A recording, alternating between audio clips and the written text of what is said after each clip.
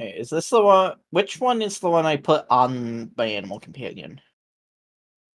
It'll be in the companion compendia folder and the compendiums.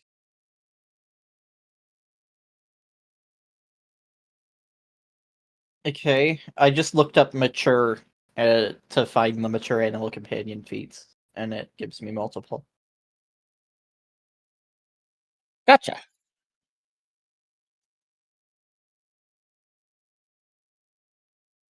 So I'm guessing it's just the one that says mature animal companion in Yeah. with no class on the end.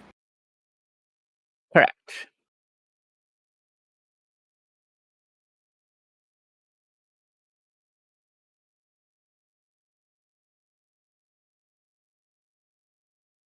Hearing my voice the second time through the hearing everyone's voice the second time through the stream is very strange. Yeah, you should all make sure that you join the stream and then mute it. For that reason. Am I missing someone? Centro. I mean, that depends. How finely tuned is your scope? Hmm? How finely tuned is your scope? Oh, bugger. You miss way less people if you make sure that, your sights are lined up. Make sure they're properly zeroed and wind adjusted. It's such a shame that Raitha doesn't have any kind of VTuber avatar. That would be neat. It would be strange if I'm literally clicking start right now, wouldn't it? So something. My ex-wife still misses me, but she's getting close. Her aim's getting better. Oh my god. It's gonna be a long session, ain't it? All I'll say is we used to feel that way about our ex, but eventually we just got better.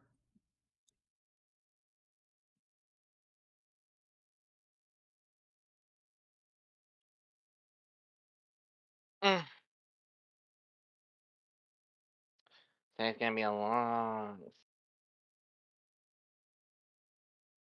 I don't know what you mean by that. It's only going to be a few hours. Anyways, how do I change the size of my animal?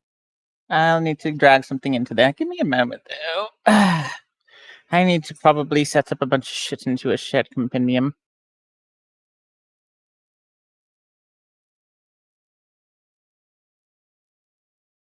It'll give Centro a bit of time to respond, because there's a good chance that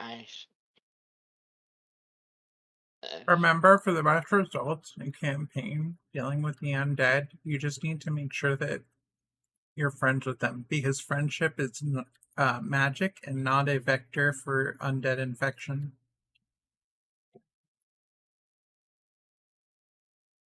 Yes. But don't go too far, because then you are getting into vectors of undead infection. I don't even want you to. I just wanted you to understand that friendship is magic and it solves everything. Even if that solution looks like you all turning into zombies. You're welcome.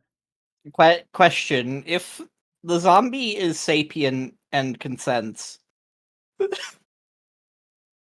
I don't even get into conversations of zombies and consent, please. Sorry, I thought that you would put the game on pause. I did not realize you were still going. I'm so sorry. It's fine. I was unclear. I only booped you to make sure you had a chance to respond. Because I spent the last week planning a session, but forgetting to tell people I was going to be fucking doing it. And that's what executive disorder feels like.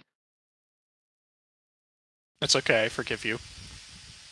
I only knew because I asked yesterday. This is what be happening when I let unstable system mates stay out too long. They forget to tell people. And then I spend the last several hours fixing everything that be on fire. See, that's better than me because I remember to tell people and then I don't anyway. I mean, are you sure it's not just on fire because Aki is a fire elemental? Well, that be one reason.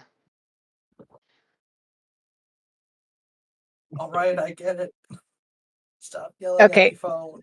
Medium size has been added. Awesome. I need to find. Anyways, you all ready? Please, shall we Yep. start? Let me just find the server link again because I lost it. Don't worry, you don't need it for just for the moment. Anyway, last time the party had arrived at the guild house and started the process of properly joining the guild, even though they've done the process of properly joining a few times. But apparently there's a whole lot of red tape. After being introduced to some of the guild rules, there was a couple of not so obese people who had a big hissy fit and left.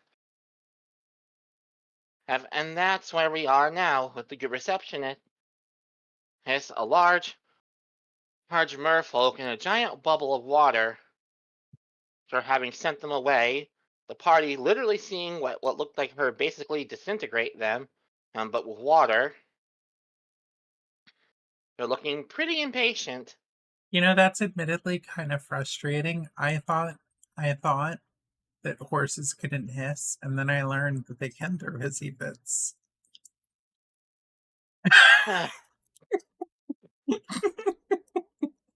God dang it. You're welcome. The receptionist sighs. I was looking at the rest of the party. Does anyone else wish to throw a fit over the terms and conditions?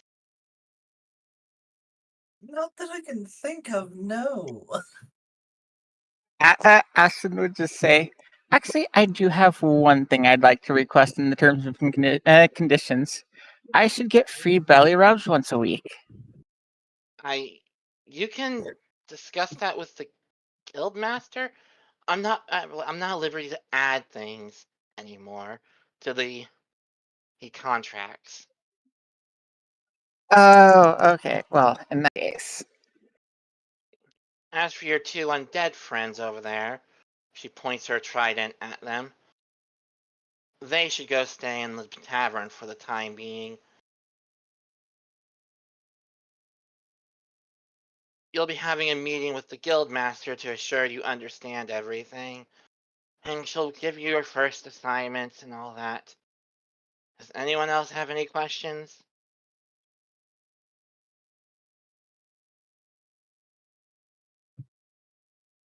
Nope. Alright. Speaking of guildmaster's orders, she also wants me to, how does she put this? Confiscate your bird friend for a time being. There's a lot of strange magic flowing in and out of him, and she wants to have us do a proper examination of him before he's allowed to be a proper adventurer. She would turn to look at Bellero. It's no offense to you, sir, but you have all the trappings of one of the Dreamborn, and we've had a couple of them fade out of existence when they weren't properly checked. We'd prefer if you don't fade out of existence. Yes, of course, I understand. You'll Just still have... point me in the direction. For now, like the two undead, I'll be sending you to the tavern for while they have their little meeting. Then you can have yours with the guildmaster, alright? Barkeep will page you when it's your turn. The rest of you, finish signing and head to the door behind me. One would note that the dragonlings and their babysitter have left for the moment. You did not see when they did, but given the drag marks on the ground, you can only imagine the dragonling dragged her off. Ashton will then ask just to check, since I'll be in this form for probably a little while. Will an inky paw print work? Yes, as long as it's signed with the intent that you understand the terms and conditions. Since I don't care if you put inky paw print, tentacle print, or smack your face against it covered in ink. Had one fellow do that. Excellent. She'll then dip her paw in an ink bottle and then slap the bottom of her contract. I suppose everybody needs a way to sign it. Somehow, despite the ink being completely normal ink, the signature now glitters. Adara would just say, I remember back when I signed that in the blood of the undead that I had just slain. The guildmaster still goes on with that with pride. How she put it? He actually got doggone dragged the undead here and signed with the blood. I was so damn impressed. And she actually properly contained it too. One of my favorite signings, she says, mimicking the guildmaster's voice perfectly.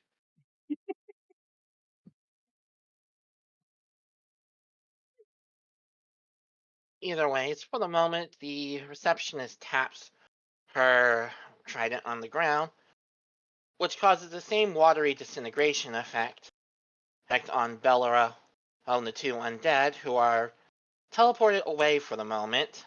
He lets out a yelp before being teleported. Oh, I forgot to say bye!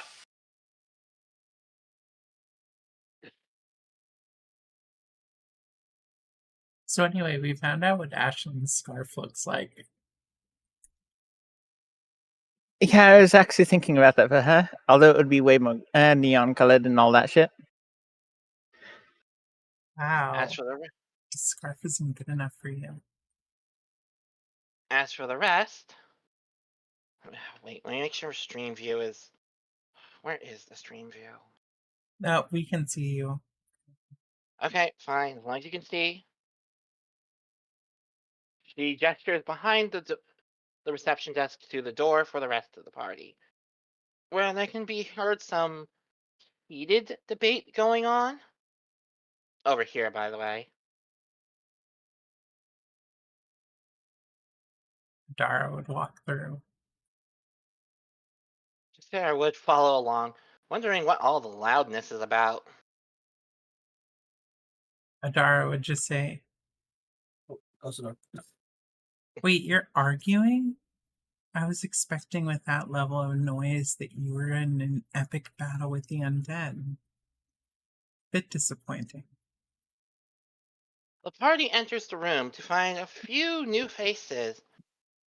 A group of 3 canines and some sort of otter with the guildmaster.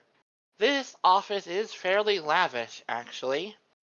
Well lit with glowing crystals and covered in the heads of many creatures the guildmaster has slain. Some large, some small, many undead, some not. And one you're very sure probably belonged to an adventurer.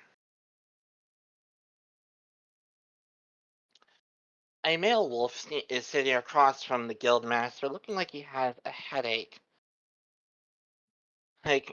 While the guildmaster is kind of smirking broadly. Ah, there you are, Haradara. Your Oh, friends all Adara would just look to them, seeing their headache, and say, "Hey, I've seen that look many a time. Hair of the dog? What was that last bit? Hair of the dog." She's asking if they need a drink. The male at the desk looks up and just gives her a glower. Maybe after I'm done this. I do think we are done with the negotiations for how to ensure these two are properly compensated. Yeah. I'll make sure they get the things they need to keep their weapons in order. So you didn't have to come into this with such a fiery argument. And all you had to do is tell me. I mean, they would make plenty of fun explosions, and I would have gladly agreed. I'm trying to ensure that my soldiers in your care remain at the top of their game and don't descend into madness.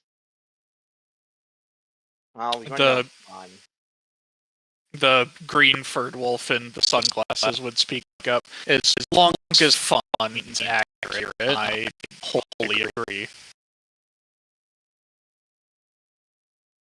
What's accuracy if he was a few inches or feet or a mile with a large enough explosion? She says with a grin. Anyways, the guildmaster looks over the group, raising an eyebrow. I know where the bird went, but you seem to be missing a couple.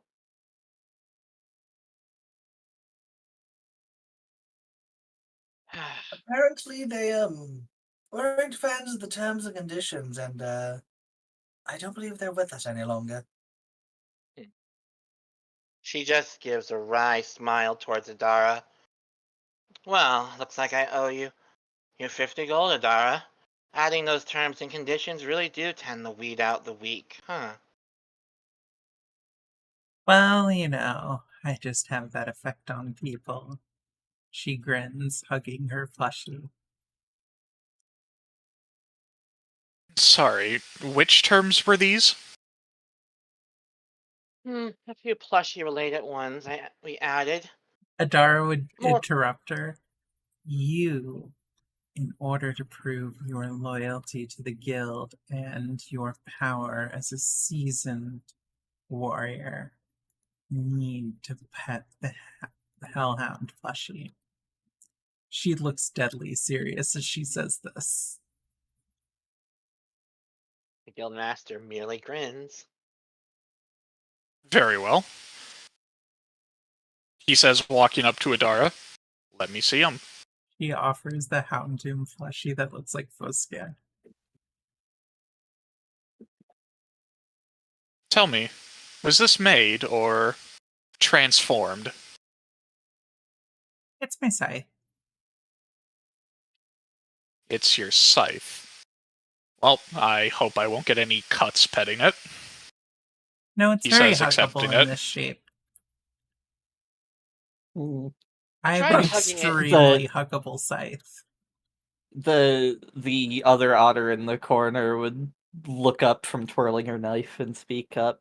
Don't think it's quite edgy enough in that form. I tried hugging it in the other form, says the guildmaster. It wasn't as fun. Sorry, while this is going on, if Simon's accepted the plush, he'll kind of be kind of like scritching it under the chin and behind the horns and kind of feeling it. They're very soft and fluffy. It's like petting a fox. Equally as fluffy as petting a fox. Yes, equally as fluffy as a Hellhound plushie. It's nice. Thank you, he says, handing it back to her after he's done petting it. She nods and goes back to hugging Fosca. Either ways, the guildmaster would continue, there was another reason we added those clauses. The life of an adventurer is far from fair. You'll have to deal with all sorts of different cultures, rules, and regulations for every single kingdom. She gives a pointed look at the commander across from her, who nods at her. From the more strict militarized nation, to the Vulcanist, where our canine friends have come from, to the more esoteric and loose laws where our friend over there, she looks over at the otter, come from. I don't have any time nor patience for anyone who cannot conduct themselves to the local rules and laws. The guild stands because we work with everyone and play by their rules and they play by ours. Anyone who is incapable of merely following basic rules and doing the bare minimum of don't break the rules and you will not get punished has no place in my guild. Now, I do encourage stretching the rules. And you only break rules you get caught by doing. But at the end of the day, I do expect my guild mates to show some level of respect and decorum when dealing with other cultures. Adara knows this well, and she has helped me with delegations with A few. But this is to the rest of you. I expect you to be polite. Am I understood? Crystal clear, Simon says. Yeah, sure. Let me make something very clear. The guild will help you with many things. I will step in on many things. However, if you are intentionally rude, especially to people in higher position, and get yourself in trouble, your fate will fall to them. Understood? That is to Understood. say, please don't be rude to the leader of the Water Kingdom. I already lost an entire group of adventurers getting turned into otters, and while they are quite cute and very, very helpful in the Water Kingdom, now I can't send them anywhere else. It's very frustrating. Uh, Visica gives them an odd look.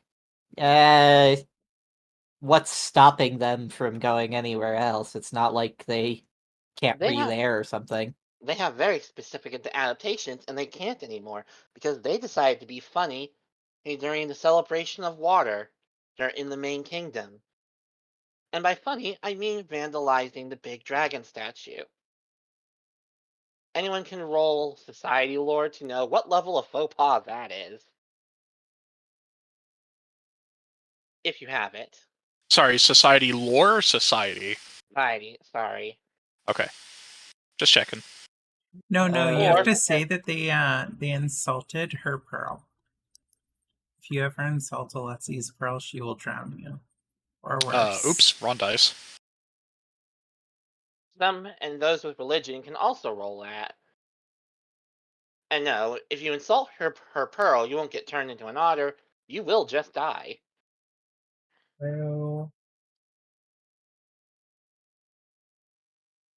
Let me see. Well, yes, there's an enchantment that makes it so if you insult the pearl, you're immediately afflicted with aboleth poison. Alright. true. Most of you know that it's a faux pas. Ashlyn and Simon are especially aware that it is such a massive offense to the Queen of the Water Kingdom that even considering doing this, sometimes considered a thought crime. Simon has actually been caught before. The very idea of someone vandalizing the Great Serpent statue is absolutely terrifying. Also, who the hell would have the cojones to do that?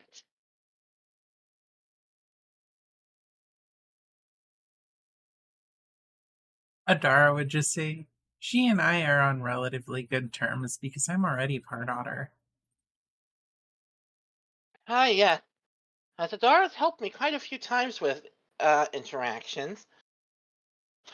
She's honestly the only reason we still have good relations with the Water Kingdom after that incident. It does tend to put a smile on Harlessi's face when the Guildmaster's apprentice promises to execute the next person to insult her precious pearl.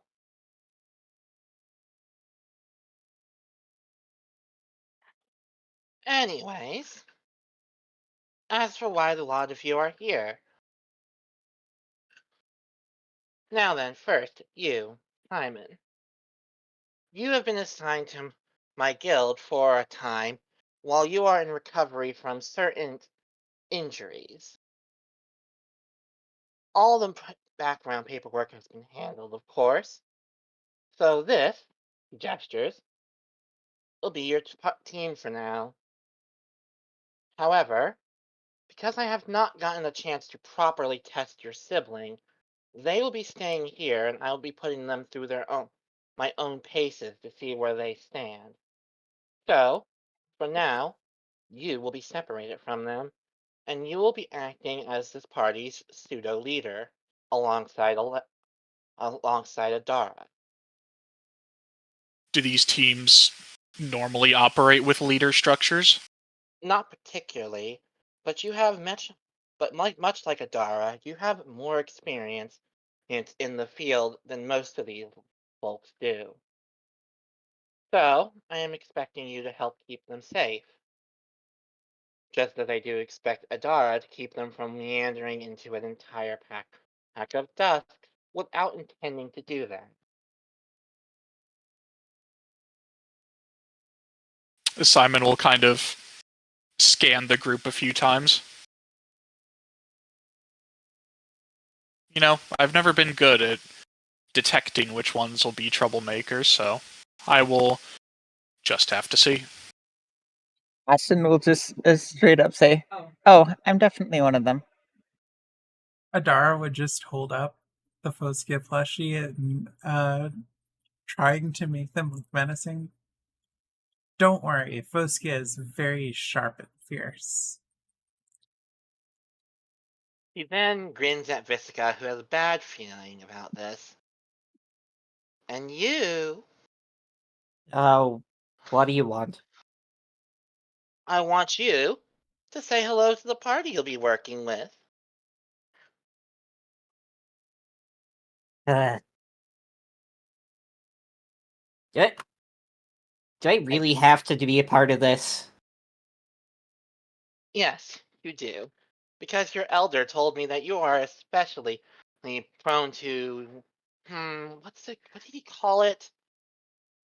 Edgy solo behavior, I believe is how he put it. I'll use some edgy solo behavior in there. So, to help you get accustomed to the guild, you'll be working with this lot, and Adara will help guide you through the land. So, to get me accustomed to working with a team, you're putting me under this train wreck? I take offense to that. The train wreck was not our fault. I did you crash a train? That was a turn of speech, but Adara just says, I wish I crashed the train. No, that was technically... Well, I guess they didn't they? Well, no, it didn't quite crash. It's way too okay. So you're putting me with this actual literal train wreck of a team. Fuck no. And then the guild master has instantly vanished from where she was to appear in front of Vistica. Wait. Adara would just say, excuse me, I am not a train wreck. I am a psychopomp. If I am lucky, I will get to be a train one day. Or an usher. Psychopomp sounding more like psychopath. Visica, you should understand that under the Guildmaster's authority, and now mine, I would recommend you watch your tone. Vistica would feel the guildmaster's paw on her shoulder from behind. I am putting you in a party with my personally trained apprentice, who is meant to succeed me. An elite soldier who was wounded in battle. So with a great deal of experience, and at least two of the best recruits I have found.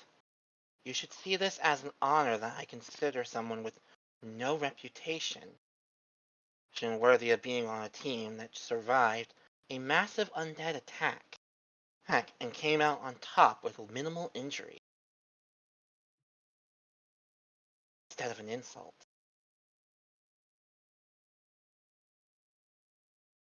Wear that judgmental nature of yours, little otter. It may not do you so good in the real world. Am I understood? Visica will kind of snort. Fine. She claps her hands together. Wonderful!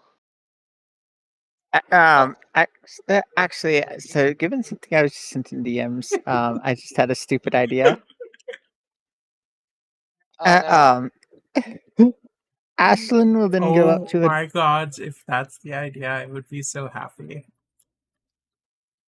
Oh, you know what? We can go the full way if you'd like, but Ashlyn will actually go over to Adara and be like, "Oh, you know what? I just remembered. I found a weird thing while I was in this dream realm."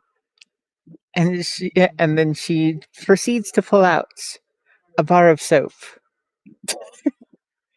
and then she'll offer it to Adara, and speaking around the soap since she's holding it with her mouth, and says, "It's supposed to be edible, and apparently it has your name on it."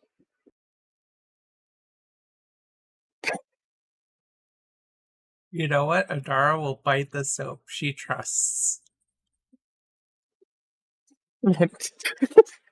And I will let you decide where that goes. Meanwhile, one of the others in the party, the paint-using fox, actually wanders over to Vithica, looks her over, and says, "I really like your fur color."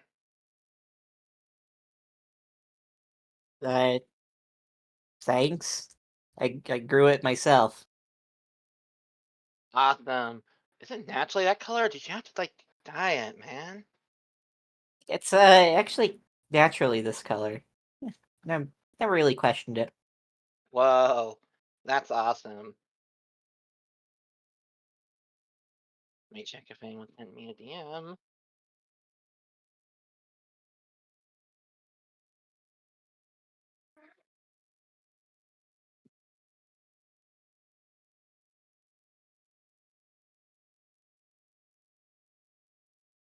Oh, no,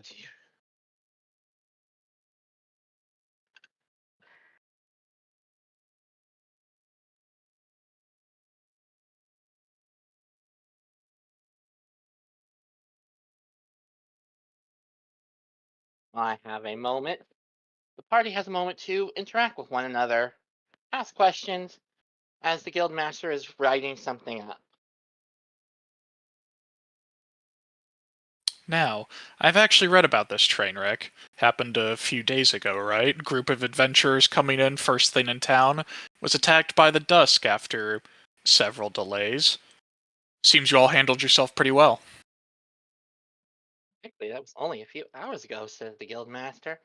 Oh, It's not the then first time it's happened. sorry, I if it think was with a few hours ago, let me rescind and reset that statement. They should really start amping up the guard around the trains, probably. From what I understand, their troubles first started several miles down the line.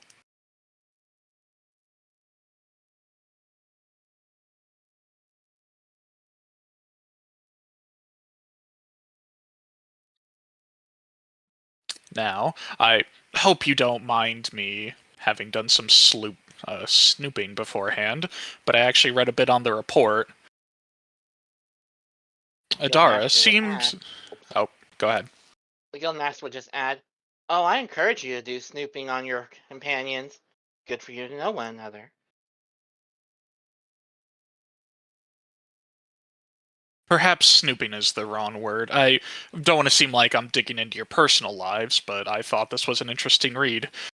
Adara, you showed up, not exactly with the rest of the group here, but rather at the front of the train. You held your own pretty well, and you fought off a large amount of dusks while also managing to intimidate a fairly large undead dragon. Impressive. She nods. It's because of my and Fosia's bond. Is that so? He says kind of quizzically. She just looks solemnly as if this is the most serious thing that she may ever say in her entire life.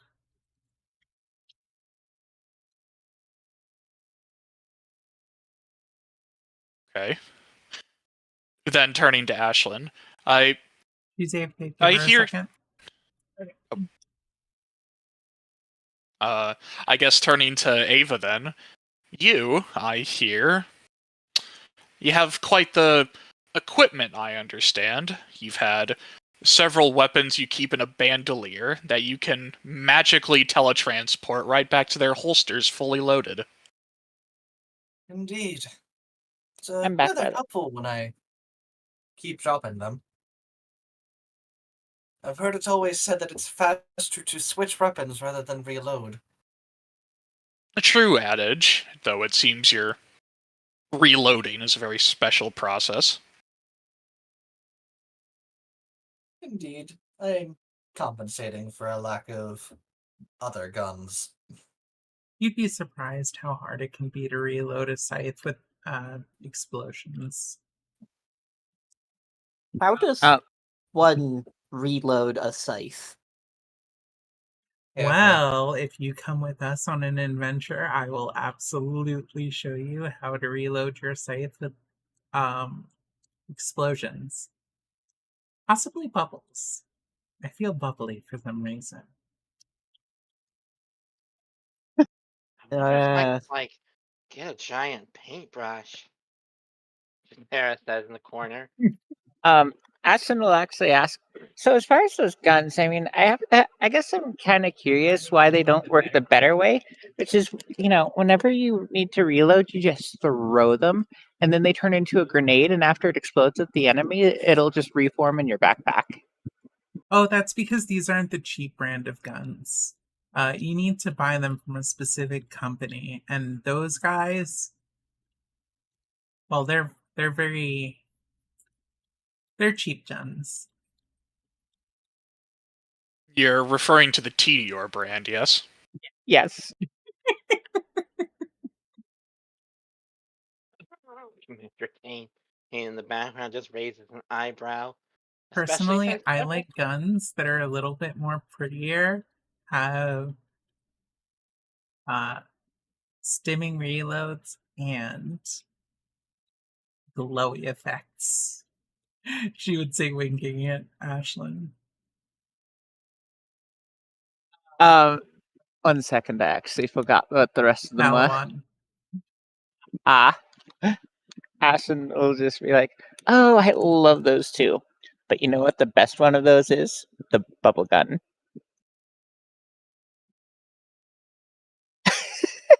I have to look if that's actually a thing in Borderlands. Though. No, it's not. As far No, as I there is a know. bubble blaster. Oh, there is? Yes. Fuck. I would be more surprised if there wasn't, honestly.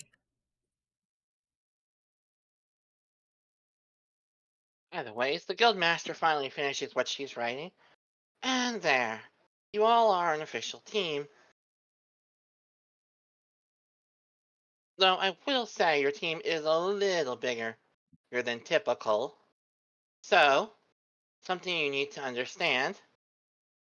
She looks at Jacera. She was a bit of a random to your group, and we have plenty of other adventurers here that you can hire out to join you. Miss Sarah, I would prefer if you stuck around for the time being, as I need to go over some confusing traits in your paperwork. As in, you filled out much of it with graffiti that I am still trying to read. It's almost as if you're writing in hieroglyphic. I just thought I would sign my stuff and, like, show off my art at the same time. Oh, don't worry, I think your art is amazing, but my receptionist couldn't really read all of it, so I just need you to clarify. Alright, alright. I will have a task for you all soon, but for now, I'd like you to take a tour of the guild halls. Let's learn the 3 buildings, try to get to know the staff, all that jazz. If I may, before we leave, may I have a pair of synced radios?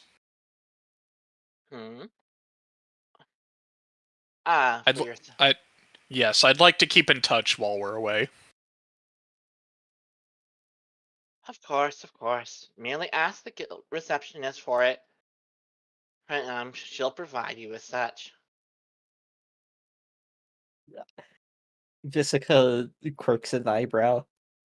What's a radio? My dear Otter, you're going to learn so many things on this adventure. So basically, it's a device that fires rays or beams. That's why it sounds like radius, because that's where it comes from. You have to be very careful. It can destroy you. Adara says. What's a strange weapon like that have to do with communication? It's not meant to be a weapon. It does fire rays, but they're meant to be intercepted by other radios and translated into legible, or rather audible speech. Don't listen too much to them. Sometimes you need to shoot people to send a message. Commander just looks between Adara and Simon and Visica, then the Guildmaster.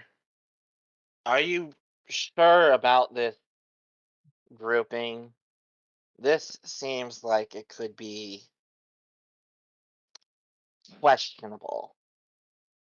I find the questionable actions are the ones that often lead to the most interesting answers.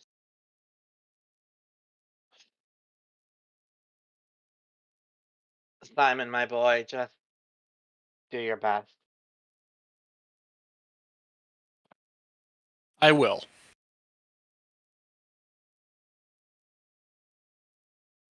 The Guildmaster shoos you. Now off with you lot. I have some other things to discuss. That's with my friends here.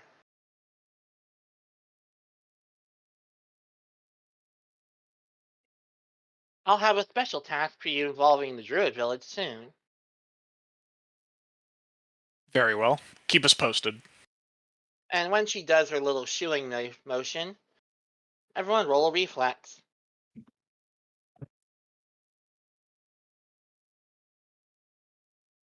I'd even flex the first time. I'm not on my first flex. That's not very good. Damn, I got the low roll. Wait a second. You'd think. I think I got the low roll. A sudden magical wind blows through the office. And while no one ends up on their backsides, you got the lowest roll here. Dara. No, Ava's 18. I'm 20. Oh, okay. I didn't see the 18. My bad.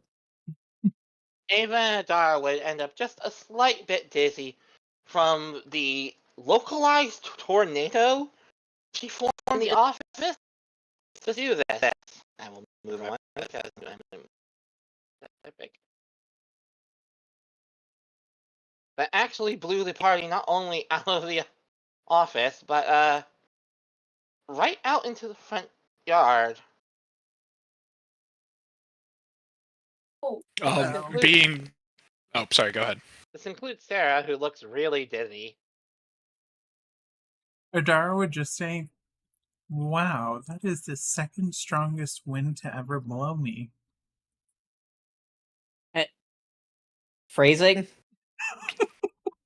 Ignoring the I- phrasing, Simon noticing the dazed or dizzy Adara will kind of help her steady herself. Hey, you okay? Yeah, I'm alright. Sometimes you just get knocked off your feet. I'm just glad to be out of that weirdo lady's office. So many dead animals. It's so fucking weird. Technically, that weird lady's office is probably one of the safer places here. What do you have against the Guildmaster? Nothing. Just. Animal corpses shouldn't be used as decoration, in my opinion. One of the guard poppets nearby commented, "See, I knew the guild master's habit of collecting her trophies from epic monsters was going to creep out someone eventually."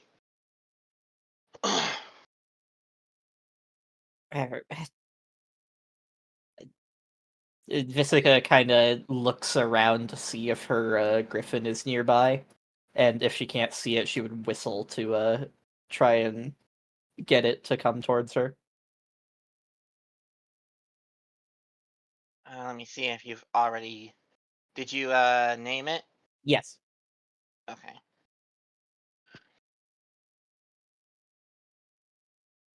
I'm trying to find where it is. While you do that, responding to the last thing Visica said about the guildmaster, Simon would respond, "Very well. I appreciate your honesty."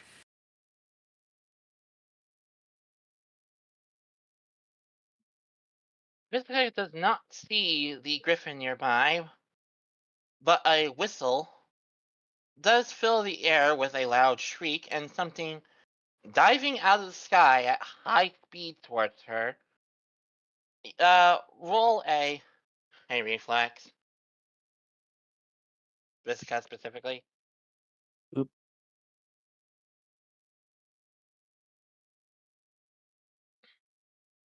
Let me see what you rolled. With Visica just barely managing to avoid the dive bomb of a large bird-like feline crashing to the ground while attempting to pounce her. Yeah! I heard a miss! This is met with a sound that seems to be a combination of a affectionate purr and a sort of chirp. Knew I shouldn't leave you alone out here. What have you been getting into? Better not be the trash out back. The griffin looks to the right and left and does not admit to anything, but does cough up a bit of a chicken bone. Jessica narrows her eyes at her griffin. No, you're not supposed to get into the trash. This leads to a very unhappy mix of a caw and a meow out in protest. So, Fine.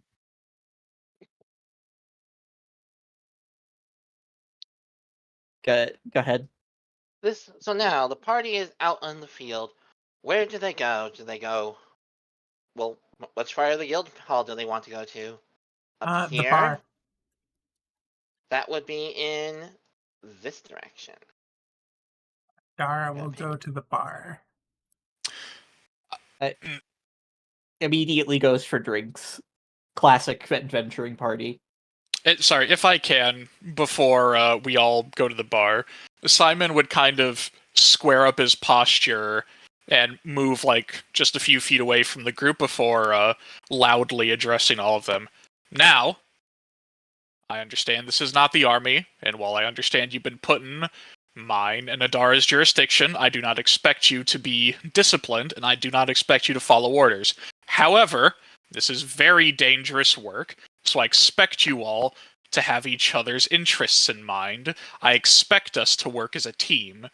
We do this together, we live together, we fight together, and we die together. Hopefully, we don't die at all. So that being said, watch each other's backs, don't take unnecessary risks. Dismissed. You got it, boss. I was going to ask if Ashton can find the invisible staircase leading down to the aquarium. Anyways. Yeah. Wait, does she get a perception check? You never know. She can have 20. You know what? Fine. Actually, can I too? If you move yourself back over here. What? It's not under the bar? Rip. Damn. Unrelated question. So the Artemis is a medium creature and Visica is small. That means Visica can ride the griffin, right? Oh, hey, I hear a point. Yeah. Correct. You could also ride my centaur if you'd like. Not in that way. Oh, fuck. This isn't that kind of game as far as I'm aware. No, we are streamed. We are family friendly, more or less. Yep, that's what I figured. That's No why I threw in the joke. no frickin' way. Anyway, you do not find any mysterious staircases. It says, and Adara finds herself oddly distracted by her plushie for a moment, as if she swears it was staring at something, but she's not sure exactly what.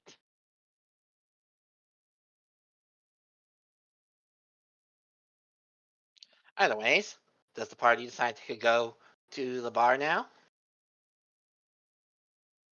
Sure. Well, you're free to move yourself, because I'm not going to always move you. True.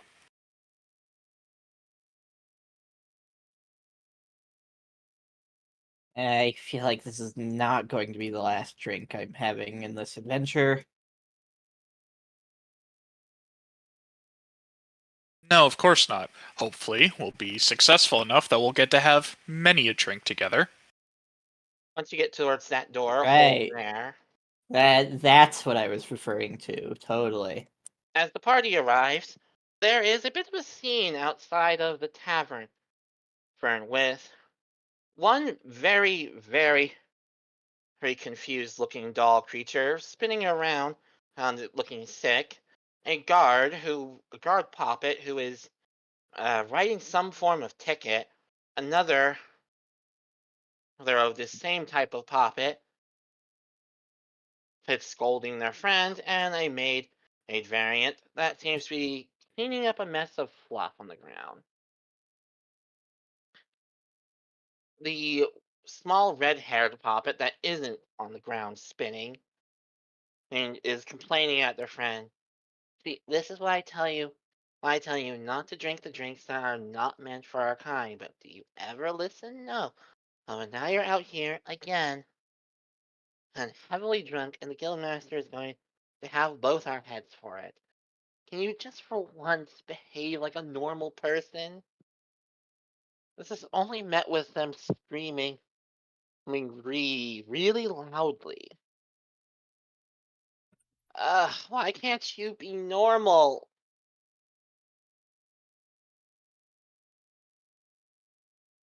That's all. Just some general chaos going on outside. Ada just slowly slips past the screaming. I will say Simon also maintains a healthy distance while heading inside, after kind of looking over the scene to make sure there's no imminent danger.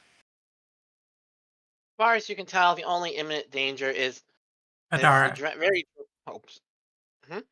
It's Adara. I could help it. Yes, the only imminent danger is Adara, and potentially that Poppet getting smacked by the maid cleaning up the mess. Oh, whoops. I am on the wrong level. I wasn't aware plushies had lunch to lose. Either ways,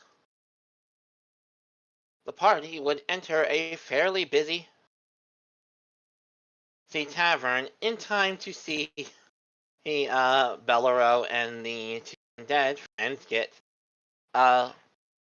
water disintegrated again out of sight, almost with comedic timing. Almost. Immediately, Belle just says, "Hey, look, those are my friends!" Before getting teleported off due to just absolutely amazing timing. No, Ada sits down at the table ready to talk to the undead, and she turns her head and they're gone. Yeah. Excuse me, was that bird shouting at us? Birds are usually yes, shouting at people if you think about it. Visica goes to sit where the undead was sitting and just says, "Wow, rough. They didn't even want to give you the time of day." I don't think they had a choice. Yeah, everyone has a choice in some way or another. I'd like to roll a perception check to look at all of the bar patrons. Go ahead.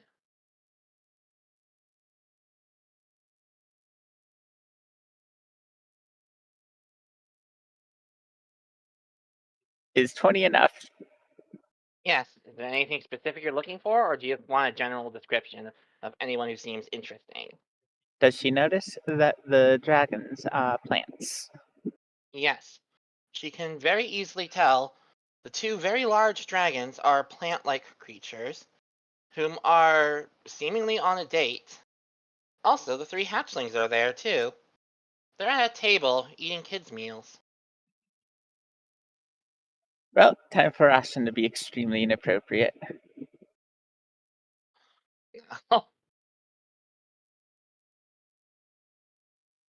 Ashton will just run up to the dragons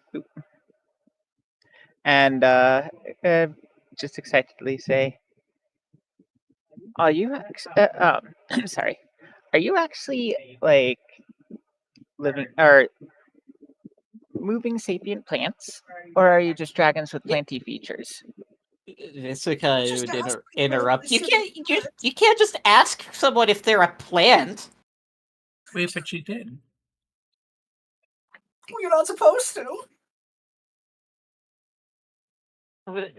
This this leads to the male of the two, the one that is right in front of Ashlyn, blinking and looking quite confused at them, speaking in a older version of Draconic. People who understand Draconic can still vaguely understand it. It's just an older dialect.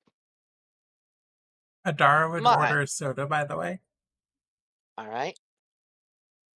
While drinks are being dispersed, nursed by a different dragon sitting behind the bar, or in another one of the poppets, the plant dragon looks vaguely offended by this. Well, excuse you. I didn't think I would have to be asked about my lineage. As when I decided to and enjoy my time here at the guild's restaurant. Adara would go Um, over, seeing that this is happening. Ashton would So- say, oh, "Oh, go ahead. go on then." No, you. Okay, Ashton would just say, "Well, I know it's a little offensive, but the thing is, I want to be able to understand the experiences of people who are not like me." Look at the female. I'll just giggle. Adara would just go What? over halfway through her soda and open her mouth and hiccup bubbles. Which further gets the female to giggle. Oh my, what an interesting group this is. Dear, this is exactly why we came here. To see all sorts of adventuring sorts. Uh, Meanwhile, Visica is trying to keep her head down and stop herself from being associated with these people. Her griffin is sitting at the table next to her. Ashton will just say, "Anyways, I guess I was curious if you're like, a dragon like plants or planty dragons, because in the case of the former, that means you would probably do things like photosynthesize and be able to take in nutrients from the soil." Well, I am the former. My mate there is the latter. She with waves of claw. Hello. Fascinating. Okay, so then I have to know, what is it like to eat sunlight? They tried to figure out how to describe this. Have you ever tasted sparkle? Oh my gods, yes, I ate a glitter bomb. Okay, so Yeah. I have a question. Yeah. They're really young dragons. They probably haven't had their first breath weapon yet. They haven't developed their breath weapon yet, right? Our little ones over there? No, Yes. unfortunately not. It takes a little while, especially for hybrids. Okay. Adara would just go over and she would ask the dragons, Okay, would you like to do a magic trick? Well, the two little ones look wide-eyed in interest, while the slightly older one raises an eyebrow. What kind of magic trick? Is it like the magic trick the otter showed us? Dunno. This one's a really cool one. She would just clap her hands together and make a ring with two of her fingers on each hand. A strange buildup of bubble making fluid appearing between them. So just take a deep breath and then blow through this. Two little ones encouraged their sibling. Do it, big brother. Yeah, do it, big brother. The elder, her sibling, when he looks at his siblings, then to Adara, inhales and then does as asked. A bunch of bubbles stream out from it. Immediately, this has all three eyes light up, especially since a surge of magic flows through Adara, causing the bubbles to take on a multitude of colors and float to the roof. Oof. The little ones are incredibly impressed. And this seems to actually put the two parent dragons there in a bit of a more relaxed mood. The male had looked a little bit bristled, but he seems to calm down and let his foliage become a little softer again. Well, these adventurers certainly seemed good with the little ones. She bows. You can bow too. You made the bubbles. She says to the whelplings. This gets the older one to excitedly bow and look like he's quite proud of himself for that little display. Meanwhile, Jacera has taken a spot over in the corner near some other tables and started playing music from her boombox on a strange woodwind instrument she seems to be playing. Quite an odd thing. So while this is going on, Simon was almost gonna like step between Ashlyn and the father, male dragon. But after he saw her navigate the situation pretty well, he kind of backed off. But eventually, he would respond to the male in a more contemporary draconic. Uh, Thank you for humoring us. This gets a sigh from the male, but the female would say, "Oh no, thank you. We were hoping to enroll all our little ones in the Young Adventurers program, and we want to see how adventurers behave. Hey, and I can say from my side, I'm quite impressed." Ashton will then seem to light up and then turn towards the kids and say, if you want to be an adventurer, you have to be willing to try everything. Get the experience. That's what it's all about. The male would just mutter, "I was kind of hoping we could get some discipline too, but I don't know, whatever." Picking up on that, Simon will actually start looking at the kids and raise an eyebrow. Yeah, some lessons in knife safety would be a good start. This gets this gets a stare from both of the adult dragons and the manticore the party saw earlier, who is now at the bar drinking, can be heard inhaling and trying not to gag on her drink. Ashton will just say, well, yes, you want to try everything, but do your research first. That way you can do it and keep going. Because obviously, if something really, really bad happens to you, then you can't adventure anymore. And that's not as fun. So do your research, but but get to experience everything that's exciting to experience. By I the way, couldn't have put it better myself. Sorry, go ahead. Vithika, you do recognize that the dragon family is actually from your village, if not some outliers. And a few of the patrons seem to be druids from the village, including this group over here, and one of the folks sitting at the bar. Hmm. Adara will just say to the whelplings, One of the most important things that you will ever develop as an adventurer is the skill at repairing plushies. They help you sleep at night, and they're very important on an adventure because otherwise you don't sleep well and they don't chase away the evil dreams. One of the smaller or whelplings say, "Ha! I told you, big brother. The plushies do help chase away the nightmares." Or the big and nice adventurer lady said so.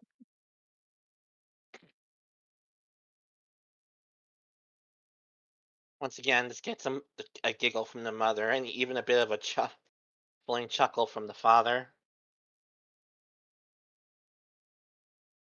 Adara just rests Foskia on her shoulder. Ashton will finally head up to the bar. Hopefully, you don't walk into it. Right? And and putting her forepaws on the counter, she'll just say, "I want to try some extra potent bottled sunlight." The bartender, who seems to be a large reddish-brown home dragoness, maintaining a number of strange machines behind her tavern, looks up and goes over to Ashlyn to give them a look over, as if checking to make sure that Ashlyn is not just any animal that's managed to get inside. Waiter, there seems to be a dragon on my table. Oh my god. Alright, I gotcha, ma'am. thank you. I much appreciate.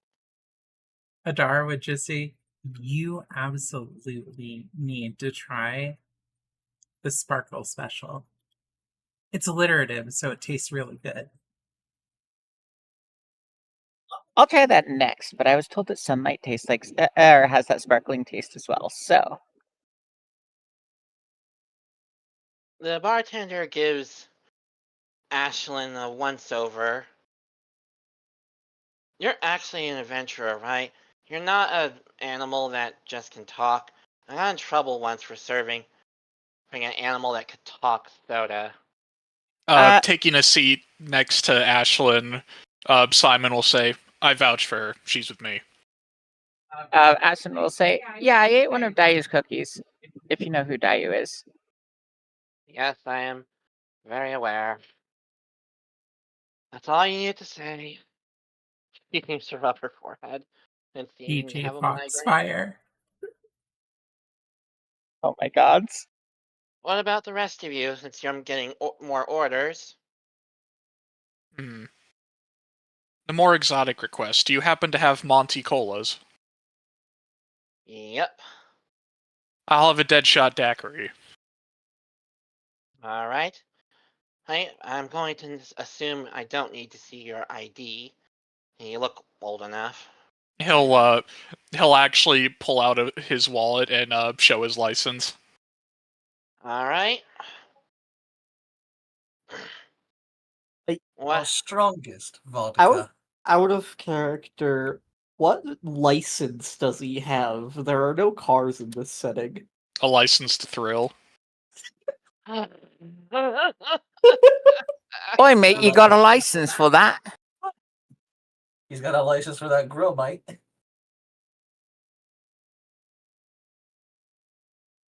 Meanwhile, one of the waiter puppets is taking Ava and Visica's orders, asking in a cute manner, Adara will "Hello, can I just take your say, orders?" "I'll have a Reaper's Reverie."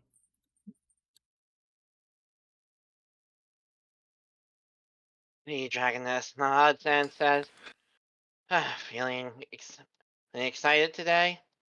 Seem to have Absolutely. Seems like you have a new group of friends with you." All the better to adventure with. There's so many interesting things that you can only take down when you're traveling with a party.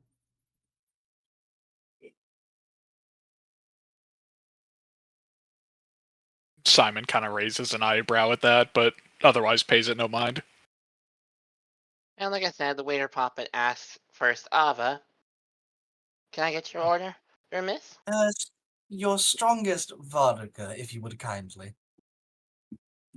Coming right up. Just let me get the order from your other friend over there. No worries. And what about you, miss? Anything for you and your friend, your pet friend there? Fish, please. And your strongest ale. Of course. What about for your pet, or is the fish for them? Make that 2 fish. Alright.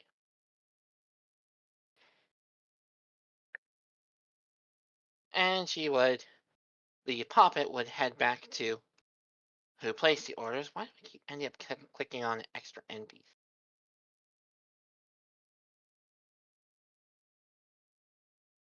Once the orders are placed, the dragoness behind the bar goes to the machines and starts entering numbers and pulling cranks on it, which makes it come to life with multiple arms and floating cups, doing all sorts of things to begin making the drinks. She seems to need to direct it with magic to ensure arms don't start throwing things like ice cream or misbehaving.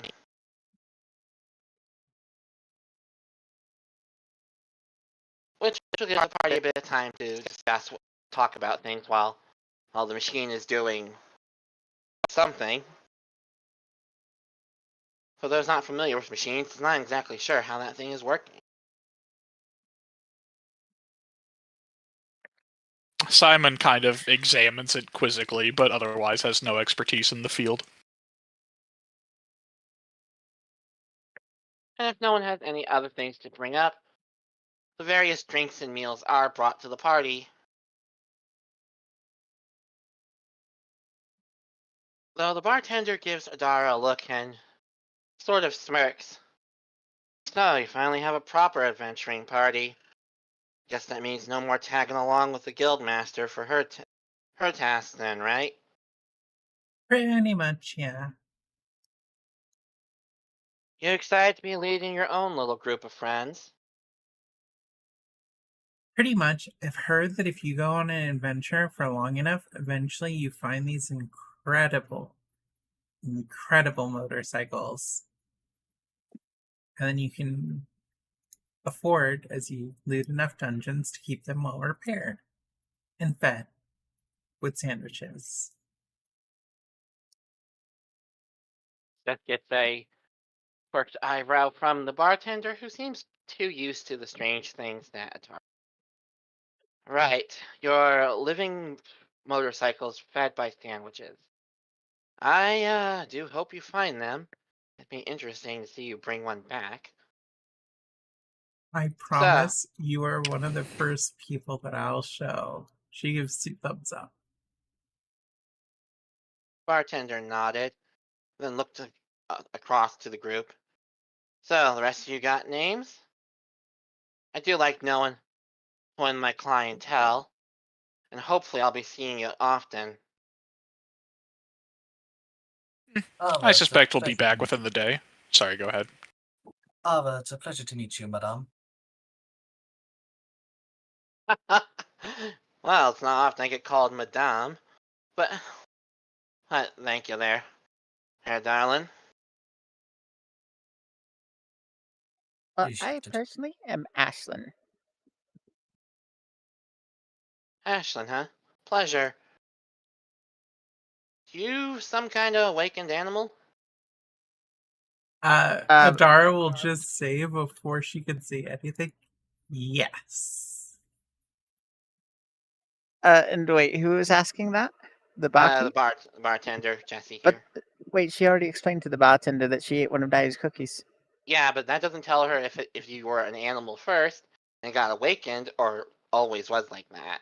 Oh, fair enough. Yeah, okay. That's why Adara is saying yes. Because Ashlyn won't fight her on it. Does she? Ashlyn decides not to.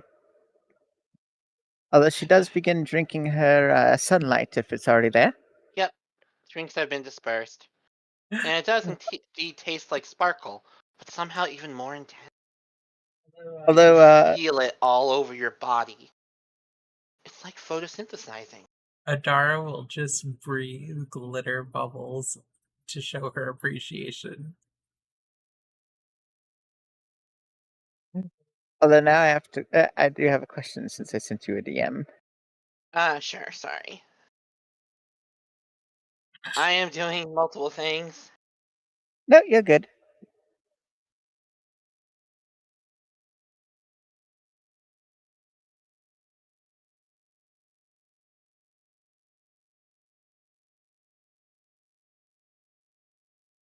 Anyways, the bartender would continue. If you're an awakened animal, that means Dayu has been getting experimental with her various baked confectionaries. She pinches the edge of her nose. I remember my first one. That was an interesting month.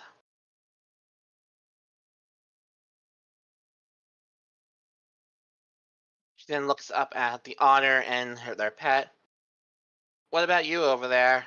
Your face ain't known to me. Sorry, was that a Visica? Yeah. Uh, Visica, and this is my Griffin, Artemis. The griffin chirps excitedly. Huh. Do they have their food yet? Yes, they do. I'm Food? imagining the Griffin just swallowed the fish whole and is now trying to eat Visica's fish. Well, they just finished their fish.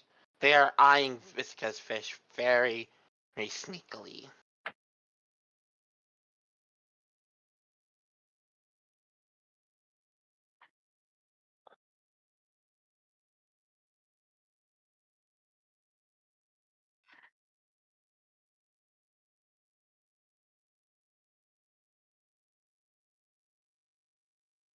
Eyeing it very what? The fish, Suspiciously. like she's up to something.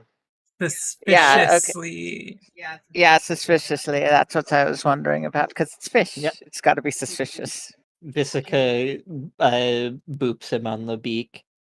No, you had yours. This is mine. Leads to a frustrated caw from them. I will say, for Ashlyn, feeling the bottled sunlight, you feel this intense sensation of the flavor of sparkle all through your body. It flows and surges, not in a violent yet pleasant way. Like you can just feel the sparkle suffuse into you. Is this what photosynthesis feels like? Ashlyn, after she drinks it, just says, "By the way, bartender, that was incredible. Is that just what it's like to, be a plant out in the sun all the time?" I've never been a plant, willingly. And the one time I was stuck inside the house. The dragon at the table behind them says, that is exactly what it feels like, and that is why we come here. The bottled sunlight is simply divine. She'll then lean in closer to the bartender and say, "Do you have one that's a little more polymorphic?" She gives them a stare and says, of course I do. I learned from Dayu. Oh, perfect. I'll have some of that then. I must warn you that I am not responsible if your appearance becomes permanently altered, if your race becomes permanently changed, or if you experience the feeling of sparkles 24/7, and you cannot come to complain to me about.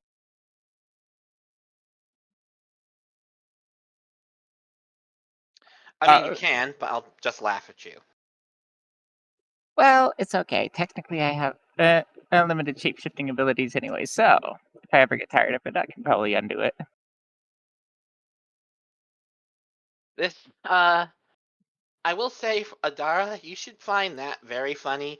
And seeing the grin on the Dragoness's face, realize she just got challenged by a shapeshifter Oh, to undo sorry, one I of her missed things. that. Ashlyn said that if she gets tired of any alterations done by polymorphic drinks, she can just undo it. Adara, from being familiar with this bartender, seeing that grin, realizes the bartender just took that as a challenge. So anyway, I have this incredible thing to show you, by the way. Enjoy Plague. Oh boy. One extra special bottled sunlight coming up. Any other drinks for the lot of you? I'm happy with what I have for now. The adventurer sitting between Ashlyn and Adara seems to just be quietly taking notes, looking at the party somewhat suspiciously. I'm sorry. Are we being too loud? He says, looking at them. Instead of really giving an answer, Claire, she just kind of stares at Simon, looking him over quietly for a moment. He just kind of stares back at them. Nah, you lot are fine. Before returning to her note-taking. The bartender would approach. I was going to say, and that Simon would just say, in that case, I won't pry any further. The bartender would approach Ashlyn with a glowing yellow bottle of liquid that seems to radiate a sparkly aura. The waiter behind the bar kind of scooches back. One extra strength bottled sunlight. Specially brewed. Ashlyn will then she will not quickly gulp it. She will savor it, sipping it slowly to enjoy every bit of the flavor. Roll a fortitude save. See just how much of an impact it has on you.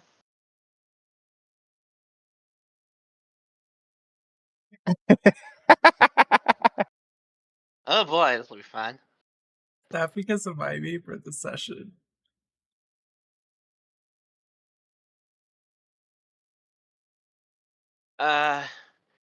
Your thing has me having so many very interesting ideas. You're welcome. Either ways, Ashlyn, the extra strength bottled sunlight hits you like the fucking sun, but in the most pleasant way possible.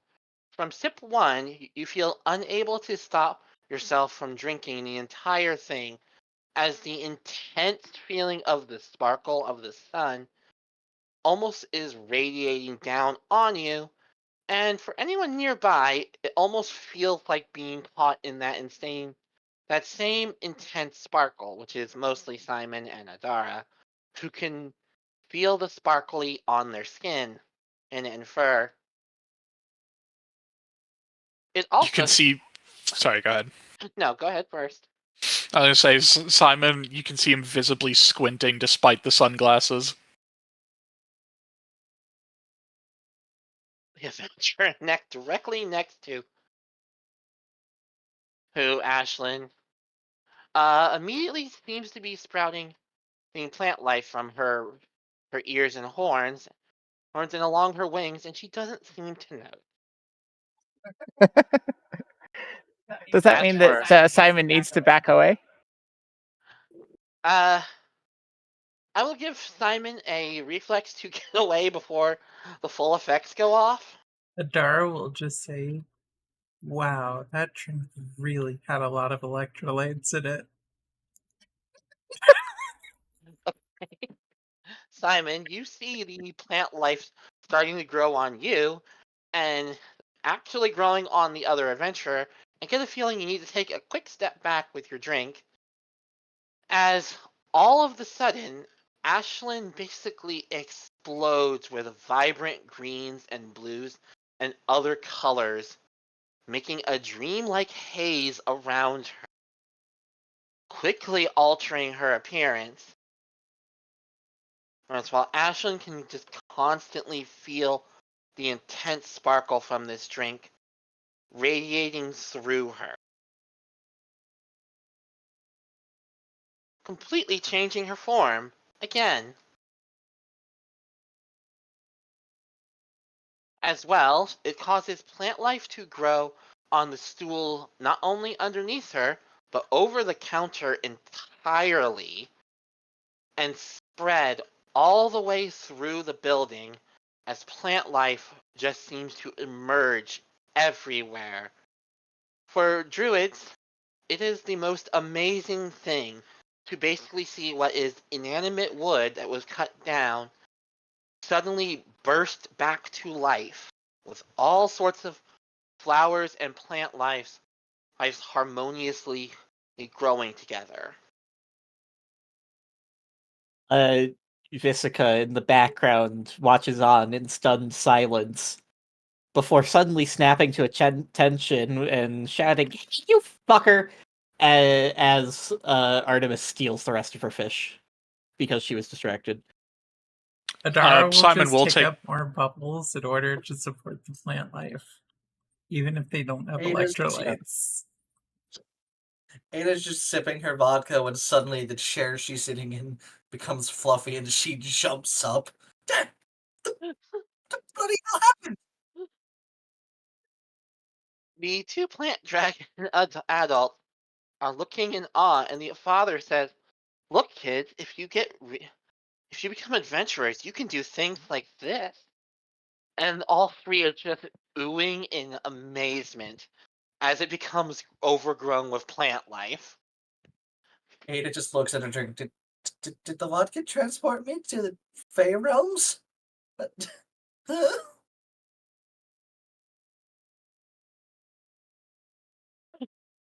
I somehow doubt your vodka is ethereal enough for that.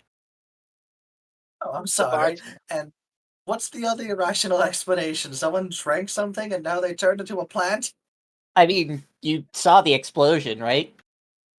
I was looking at my drink. I didn't. Oh my god, they did turn into a plant. I was kidding. Uh, also, as a note, with the haze that went everywhere, any of the food or drinks it gets in has a little bit of sparkle flavor added to it. Jesse is giggling and laughing maniacally. You made and you made my beer Ama- taste like sunlight. Eh. Amazing. It absolutely worked as intended. I simply must tell Dayu about these results. I'm going to be so impressed. Acid will then ask, "Wait, does this mean that this entire tavern is about to turn into basically a tavern built inside of a tree?" Yes, as I told the guildmaster, I told her I could make sparkling sunlight like so strong I could bring even the inanimate wood back to life. Why are you laughing so evilly at this? Oh, because she now owes me 1,000 gold. Oh. Yeah, carry on. So I will say, before Simon becomes too plant-like, he will kind of snatch his drink and step away from the bar for a second before congratulating the bartender. This was quite the achievement. You should be proud of yourself. He says, kind of brushing some of the branches off of him. Oh, Acid will then say, "Well, hey, at the very least, tavern repairs will be so much easier now. You can use healing magic instead of having to repair it by hand." Exactly what I told the guildmaster, but she still said, there's no way we could have done that on a scale hell necessary and without hiring a whole lot of druids, but I told her I could do it. And by the gods, I did it. I see we've already done some good acts, and we've not even gone on our first adventure yet. Yep, consider your meals and drinks for the night comped. Matter of fact, everything is on the house tonight. Literally? She looks at the plant life, somewhat literally.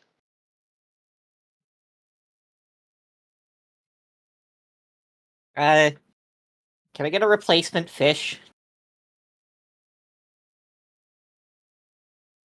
Of course. And she chews her wager poppet to get the next a new order of fish for Visika. And any drinks that drinks or food the party wants. And she seems to be in a very good mood. Several of the Oh. waiter poppets are covered in plant life now and absolutely do not react to it. Yeah, I was about to ask about the waiter poppets. If they have hempen material, you know what hemp is, right? Weed I do. puppets. Oh God. Well, no, because hemp isn't psychoactive; it's just related. But they could be sprouting hemp leaves now. A few of them seem to be.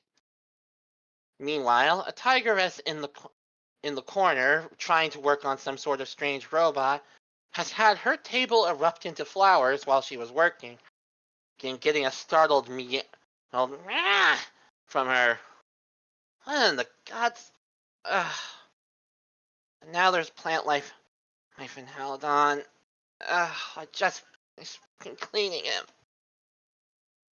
I'm so sorry. While taking occasional sips from his now extra bubbly drink, Simon will kind of look between Haladon and Adara for a few seconds. Adara, I think one of your motorcycles might be over there. The tigress had complained, "Hey, I haven't gotten that feature working again yet, unfortunately." Oh, Dara would just go over the motorcycle and say, "You accept sandwiches for rides?" I would, but as my friend over there has said, I am incapable of giving such rides yet. Though, were I have the ability to do so, I would gladly give you a ride for a sandwich. Haladon, I told you need to think about your wording before you say things. There are many implications to what you just. So Tigress, if Vis- so, Visica. if I find the right kinds of substances, maybe some kind of plant, you'll be able to give me a ride? Her eyes sparkle more than Ashlyn. The Go. the Visica is just shaking her head. The amount of bad phrasing in this conversation. Haladon will visibly cock his head. I don't understand the implication, or what you seem to be taking away from my sentences, but I will not ask for any more elaboration, as it seems faux pas. Wait, is Be that the like it. plant you need to eat to be better? What plant are you even talking about? Plants can fix any number of different problems. So if your motorcycle can't give you a ride, then you just need to feed it plants. Or sandwiches. But sandwiches don't work. Yeah. Sandwiches do work. I'm just trying to fix. Look, we had a bit of an accident on our last mission. Just trying to fix some of the internal damage. Maybe let his self repair, and then I'd handle the rest. Besides, I need practice at doing this. Actually, who the heck are you people anyway? The Grim Reaper, Sorry. Adara says. hesitating for a second and then speaking up. Sorry, we're some new adventurers, though I suppose Adara isn't quite new, is she? Ashton will just come over and say, "Oh, I mean, I'm with Adara as a new adventurer. I just joined the guild. But also, now I'm a fox with dream leaves." One of the waiter puppets run up to Visica with the fish she ordered and a drink that's a complimentary drink. Yeah, they didn't order the extra drink, but thank you. Adara would just pull off the Foskia plushie from her shoulder and say, "This is Foskia. She's been adventuring with me for as long as I can remember. She's my faithful companion." Eli. Sorry. Oh, Sorry. go ahead. You first. So you can see Haladon's eyes like focus as though they're like zooming in on the Foskia plushie, and he kind of looks it over for a few seconds. Your plushie is very appealing. I hope you take good care of them. I do. Every time that she gets scraped or scratched, I make sure that she is completely patched up. Your care is apparent. Oh, quick question. Can I roll Bardic Lore to see if Ashton knows about Urba Mystica? Sure. It'll be a decently high roll, but not impossible. Okay. Basically, this might be one you want to use your hero point on if you get a potato roll. Yeah. True. Oh, hey, I have nature. I could try. What? You might Yeah. roll nature too. Can I roll nature? Yes. There we go. Much better. I 4. got an 18. Wait, I Alright. thought I got an 18. Fuck. Nope. That was Ashton's Bardic Lore. So, Adara and Visica are aware that there are certain very rare herbs that can have certain interesting effects, but one would have to do a bit more research to know about them. But Ashlyn is very aware of the various forms of Herba Mystica, not so much to know exactly which ones there are, but that there are many variants of it with many beneficial effects that are exceptionally rare and sometimes held by and cultivated by bartenders and professional chefs.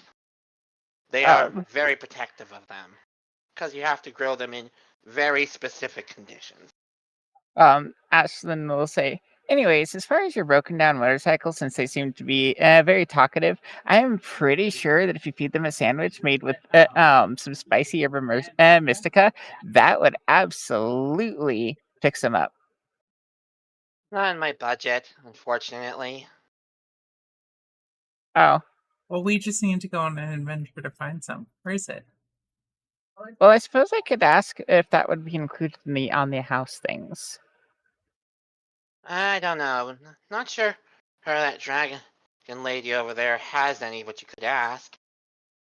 And I do have some leads on where I can get some. Actually, there are some caves outside the local River Druid village, where it's rumored to grow. But you need permission from their elder to even get close to those caves.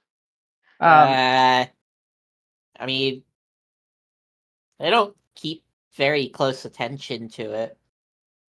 Speaking from experience. Ashton will though go up to the bartender and say, "So there's a broken down living motorcycle over there, and they would probably feel way better with a sandwich with Herba Mystica. Do you happen to have any?" He quirks an eyebrow in the midst of cleaning a cup up and approaches. "I got a few. I usually keep a couple sprigs of it for special arrangements. Why ask?"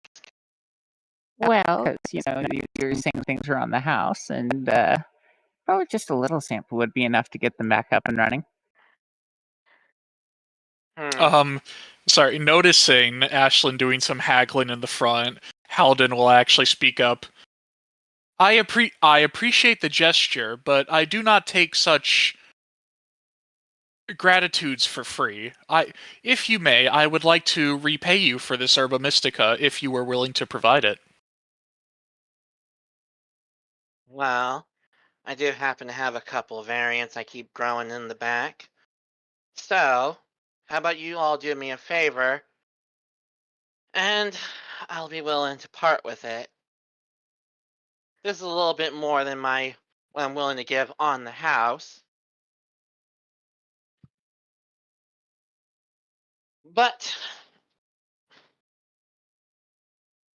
I heard y'all mention the Druid Village, right? Yes, we are supposed to head there tomorrow. There's a potion supplier there who I haven't heard from in a bit that I need special reagents from for some rather important drinks.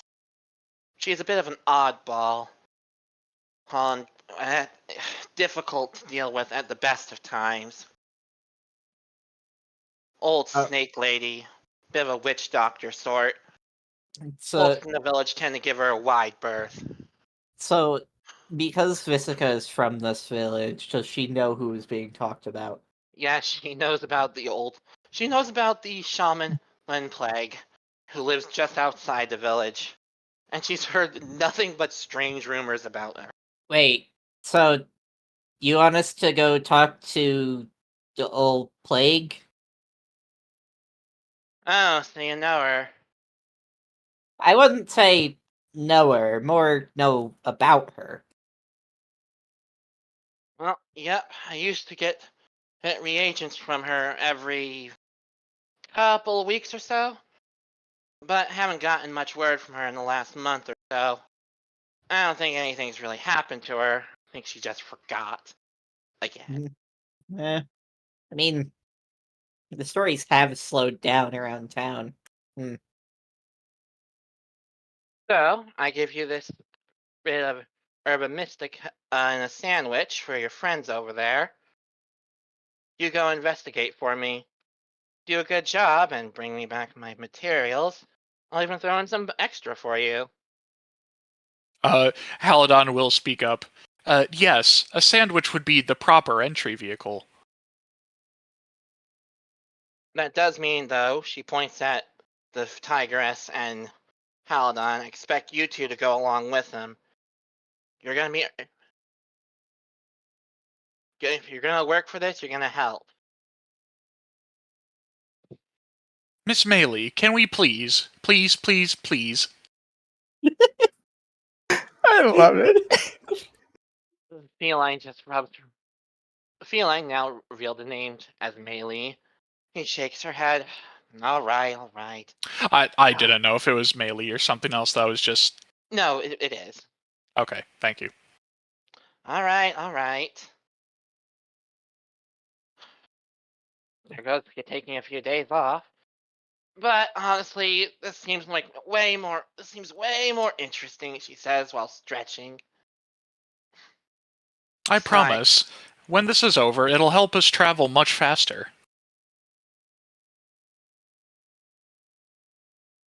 She just looks at the party, giving them a raised eyebrow, then shrugs. I mean, it can't be any worse than the last party we got. At least, hopefully you all at least live through the adventure and don't die to stupid traps. I've developed an eye for finding such inconveniences, Simon says.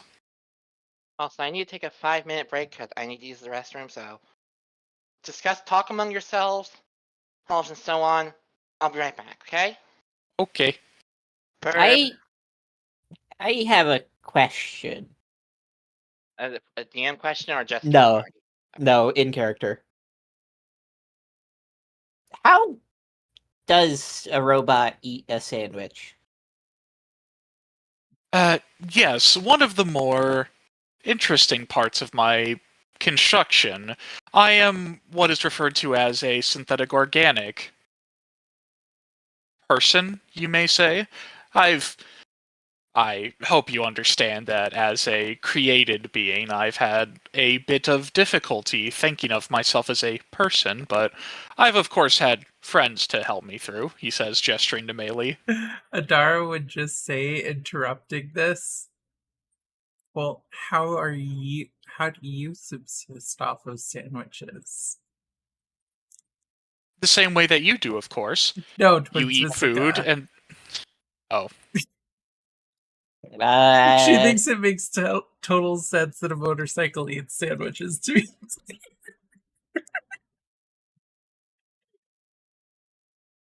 That's a fair point. Shouldn't you be I mean, I guess it eating may. fish? I guess it makes sense. I can trade sandwiches for transportation with Artemis, who is still trying to eat her fish over her shoulder.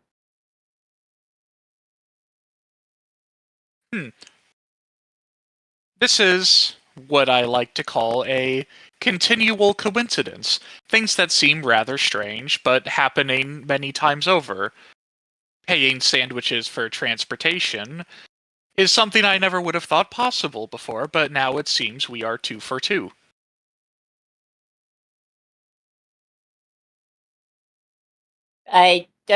Artemis here is very food motivated, let's say.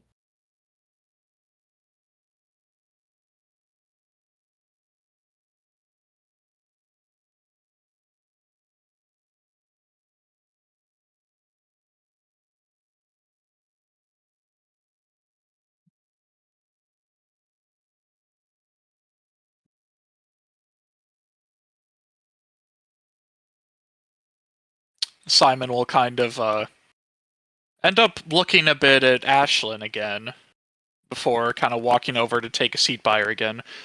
So, you've been transformed a lot, right? It's not your first time.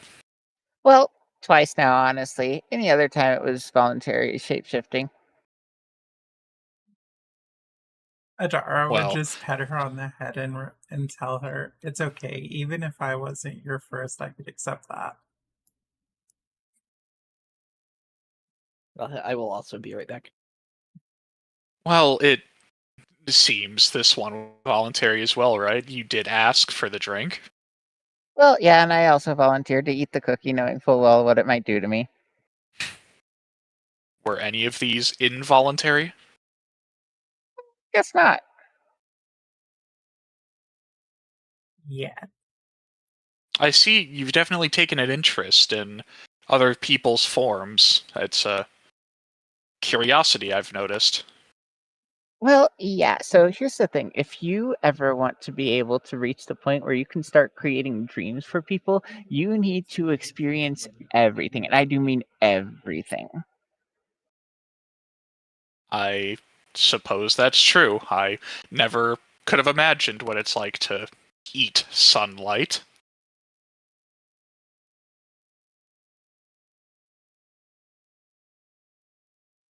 Certainly. It tastes like sparkles, which I didn't even know was a flavor until pretty recently after I ate a bomb. Because I watched someone else eat a glitter bomb and I was like, oh shit, you can do that. Yeah, I noticed you made my drink extra bubbly.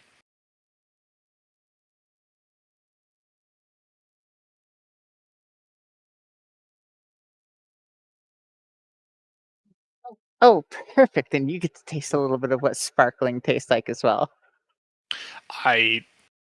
Well, personally, I assumed sparkling came with carbonation. It's already Well, kind of bubbling, isn't it? that's like the bland version of sparkling. No, this is the good kind of sparkling. I'll have to try it again. I didn't really notice it this time.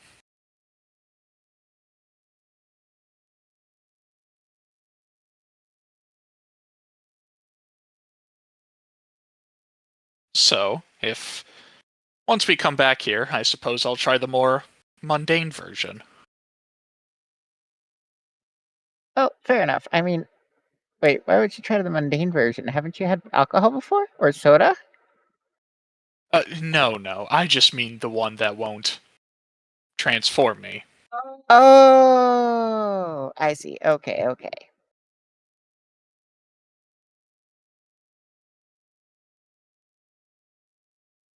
Oh, wait, why wouldn't you want to be transformed from time to time? It's Some people are very comfortable in their forms. Well, I'm comfortable in my default form too. I just want to try out the experience. aside from the consistency of having one body I call my own, due to prior circumstances, I'd say such ventures would be very unsafe right now. I see. So you need to make sure that whatever form you take, you still know how to use your weapons, right? He kind of looks down for a second. Not exactly. If you don't mind, I'd rather not speak about it. Oh, very well.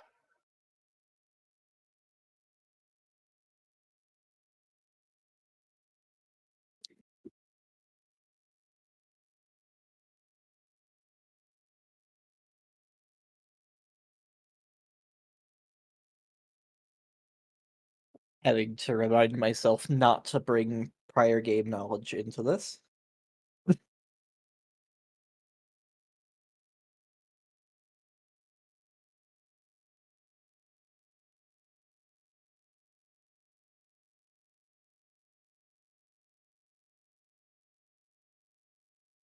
Well, Simon will kind of walk over to Ava's table now. This isn't exactly the best place to do it, but if you don't mind later, I'd like to take a look at some of your weapons.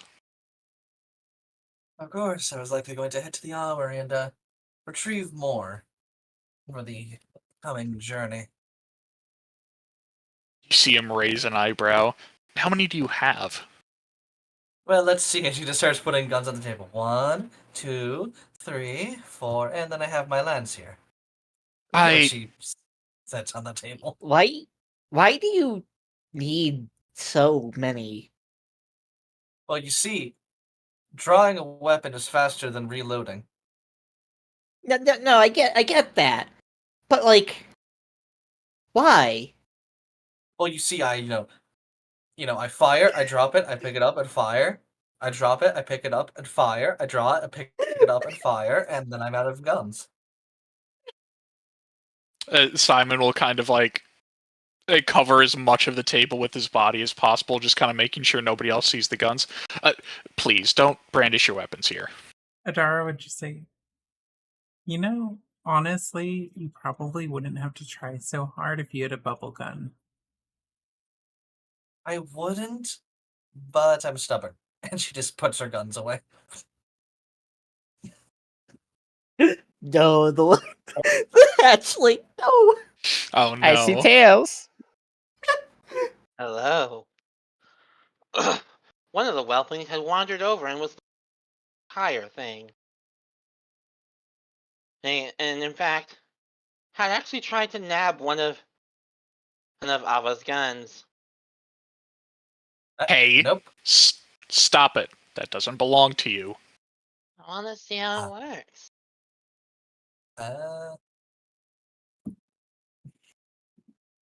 First, I need to check with your parents to see if that's okay. Aww.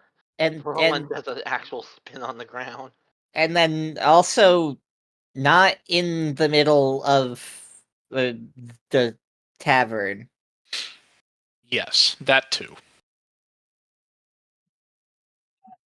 Is the whelpling four-legged? Yes, they are quadrupedal at the moment. Okay. Ashen will watch the whelpling go, and then will just say, "Look, you have to first learn how to use the mage hand spell, and then you have to really perfect that mage hand spell, and then you can play with guns." I should be a wizard. You should. Did you know that you can shoot spells into your through your bullets? I don't think telling the child to cast gun is a good idea. Wide-eyed stare. Well, There, being a wizard. Ashlyn. Well, being a wizard takes many, many, many years of study. So by the time they learn how to cast gun, they'll be an adult and hopefully have learned enough responsibility to point it at the right direction. Mom, Dad, can I learn how to be a wizard so I can cast gun? What? What? Ava just slowly hides the bandolier under her breastplate.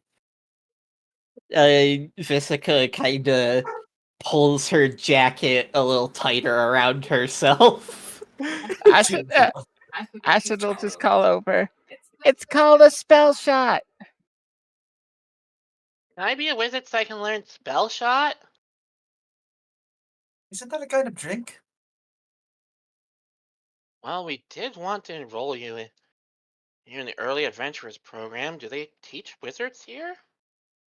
Oh, I heard there's a great school for wizardry in the main water kingdom. Perhaps we can sign them up there too. Are we encouraging child soldiers? No, we're encouraging adventurers. There's a difference. But that one there, they're going to become a vigilante. Oh boy. One of the other whelplings run over, looking at Adara. I Are want to learn to be like you, miss. are we all bad influences? She would just I explain. try not to be. If you want to be like me, you're going to need two very, very important things. Three. Little one rears up on their hind legs, listening intently. You're going to need a really, really special mask. Because sometimes people get weird when they look at you. And it helps. You're going to need an incredibly loyal plushie. Someone who would do anything to protect you. Someone who would even sacrifice themselves so that they could make sure that you knew that they would always be there for you and would always love you. Oh, the little one reaches into a bag at her side, pulling out what looks to be a blue and white otter plushie. So like his Iron Fin. Yes, exactly like Miss Ironfin. And then you need a special bar of soap given to you by a dragon that got turned into a fox. I have a quick question. Yes. Is Miss Ironfin like a lore character, or is that just the name of their plushie? The plushie that's just the name of the plushie, but you can recognize that as being a plushie of a town hero. One of the Wait, can we roll society? Yes. I, Or nature for people who come from the village. Oh shit, I don't got a have high good roll! society. Okay, so both of you would have knowledge that that plushie is of one of the very few war druids, but it's also sometimes known as a steel druid, not because they use actual metal, but because they have a habit of using iron bark. Oh, that's unfortunate. I thought they were a thief. One could hope. They are part rogue. Excellent, And so they were a steel druid. And that is a depiction of a very powerful war druid who was renowned for drowning an entire undead armada by whipping up a colossal storm of waves. They were a legendary wave druid. Oh, you should say they sank a bone ship. Well, it's not so much they sank a bone ship. They made the water tear it apart. Like lift it out of the water and rip it up. Visica blinks upon seeing this plushie and just says, "Hey, I used to have one of those." Oh, does Ashton get the sandwich by now? By the way. Yes, She has gotten the Okay. sandwich. You Okay, may so have as had. Ashlyn, Go ahead. oh, I was going to say, Ashlyn will come over to join the group a bit more closely. Oops, sorry about that. In order to deliver the sandwich to Haladon, but also get more on the conversation. Continue. You might have had a plushie like this, but this one is incredibly special. It's theirs, and say. it's important to remember that. Can you I guys will stop say- dragging the camera like that? Yeah, I know, sorry. The otter's name was Sylphie, and it's rumored that she became a great sea dragon after her efforts, but she disappeared in the late points of her life, leaving her fate unknown. It's too Um, bad that she It's too bad that she didn't carry lights on her. Because then when you activate them, then she would be a Sylphion. I'm just imagining the rave Namiel gif now. Ashlyn will then say, so, as far as plushies go, and this is very important, and I am a plushie expert, you need to take such good care of your plushie that they gain a soul, and then they can actually come to life, and they can either be your companion as a familiar, an eidolon, or even they might even learn how to turn into a weapon for you. A maid plushie Ploppet, who's walking through, walks by and says, "This is true and very valid." You sound like you speak from experience here. The puppet stares at Visica and gestures to her stitched body. I do speak from experience. Most of us do, actually, since most of us belonged to the Guildmaster before you came alive.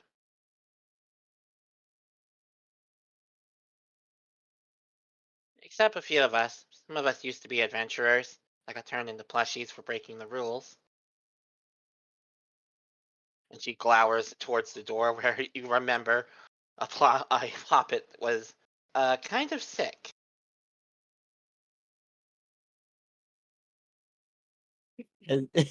Can they see through the door if the that situation has developed at all? Roll a perception to see if you can see.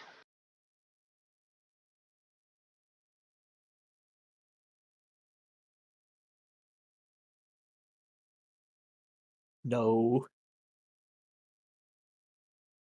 I tried. While Vistica can't see, Simon is in a good position where a window is to see. The situation has not gotten better. The drunk puppet now has a very large fish, and she is dueling with the guard, trying to jab them with their trident. The situation does not seem to be improving. Hold on, I have a stupid idea, but I need... Oh, darn it. Simon will actually stand up and just start like walking towards the door, just to. We'll join them.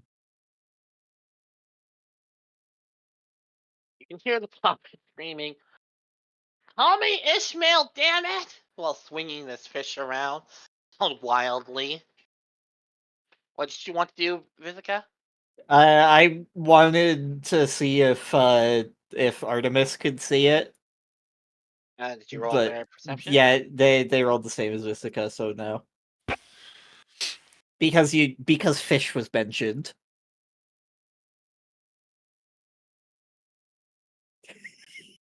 Actually, that probably would have been enough to see it. So yeah, you actually did. Sorry, I saw the wrong Nice. number for you. Oh, okay. Can So, Sorry. what the hell's going on? Artemis spots the fish being waved around and goes to try to sneak up on the poppet. Can Ava go up to the puppet and grapple it? And by grapple it, I mean just pull it into a hug so it stops fighting. You can try. That would be an athletics roll. You must blind roll to or hug. what? Public. Yeah, it's public. I will tell I you. got a if it is- solid. I'm gonna hero point that. Yeah, I got a solid. But that's not enough. It's There we go. the upside down There we poppet, right? Yep, it's the upside down one. Okay. Ava successfully manages to pick up and hug the poppet, but they do not manage to avoid, because of how close they are, getting walloped in the face with the fish.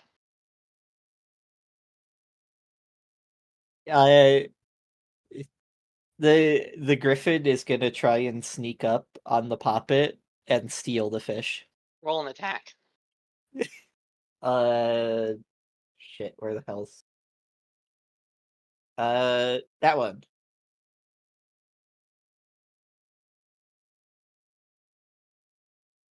The griffin successfully steals the fish from the angry doll. The angry doll, I'll The screech angry. his, "You've stolen my Moby Dick!" Language. Chomp, swipe, run away. One of the whelps nearby asks, "What's a Moby Dick?" It's a rather grim story about a seafaring adventurer, you could say.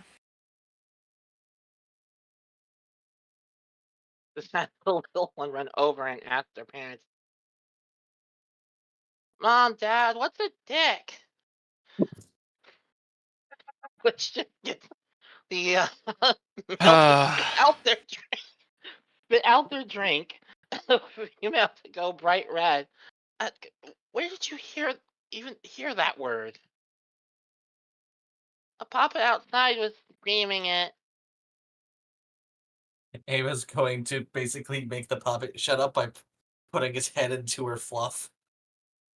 Meanwhile, Visica is running off after her griffin, which just ran off with the fish.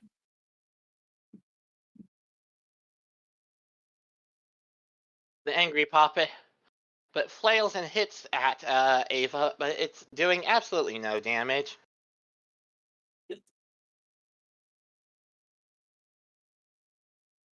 Like, absolutely nothing. It's okay, young one. Just relax. The guard papa just sighs. "Thank you very much, adventurers. Unfortunately, that one's always a problem child."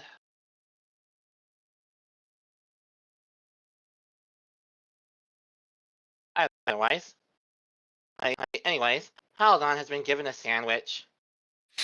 Um, Haladon will kind of look it over and then seem to think for a few seconds. If Huh? this is to turn me into, or give me the ability to turn into a motorcycle, if it is as spontaneous as your change, miss, I think I would rather do it outside just to avoid any unnecessary collateral damage. Oh, fair enough. And I should definitely get a taste of sunlight. So let's go. Yes, Alright, let's go. You may head outside. The feline sighs and follows along. She has to see where this is going. I don't think I can move him. Oh, I will. He is not my character. Ooh woo. I'll fix that later. Nah, it's Either fine. way, arriving outside, Ashlyn, you can immediately feel the sunlight sparkle. It feels exactly like drinking that drink, but all the time. I was gonna say it's just like being a vampire in Twilight. You just Ash- sparkle. Ashlyn just seems like super excited and says, "This was the best decision ever." Also, a few flowers actually open their buds on her body too, letting off glitter.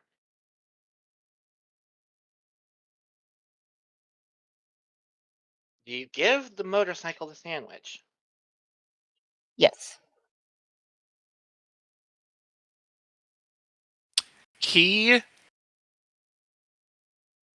voraciously consumes it after All- taking a little nibble from it. All of a sudden, lights go on all across Taladon as a surge of energy flows through them, a nanite storm flowing around his body. As any of the noted damage he seemed to have, breaks, bruises, and breaches, is rapidly closed. It is an absolutely amazing feeling for this his strange dragon creature, who does indeed turn into a bike form. Afterwards, glowing radiantly before landing on the ground, hung with a smooth electric engine hum. Oh, holy shit. Like craning his neck as best he can, he kind of looks himself over before revving his engine kind of in place. This is moderately to severely exhilarating. That's how I feel right now. Melee just adds, holy shit. Like, are you feeling alright, Haldon? You said that feels good, right? Very much. Damn. Ashlyn, I would like to thank you personally for not only giving insight, but also talking to the bartender to get me this kind of thing. I will hope to repay you very much one day. I'm not sure what I can pay you, though. Perhaps a ride or two. A ride would be incredible when we're going to the Druid Village. How many does it look like Haladon can seat? About 3. Haldon is fairly big. I actually should probably make him large because he's supposed to be. But I didn't want to fit him in the bar. You could always make it so he's capable of size changing for longer rides. Dara would just say, we need to make sure that we bring them to balloons or pearls. Mainly he'll look confused. Huh? Why? They're water druids, silly.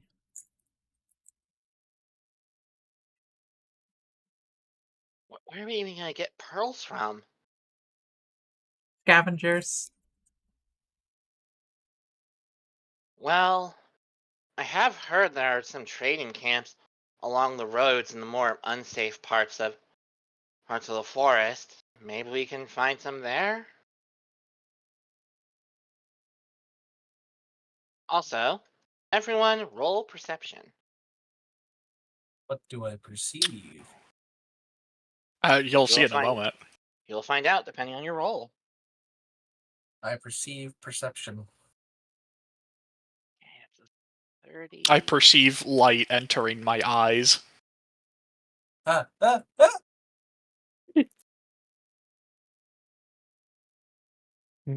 I see the light. Yes, that is in fact how sight works.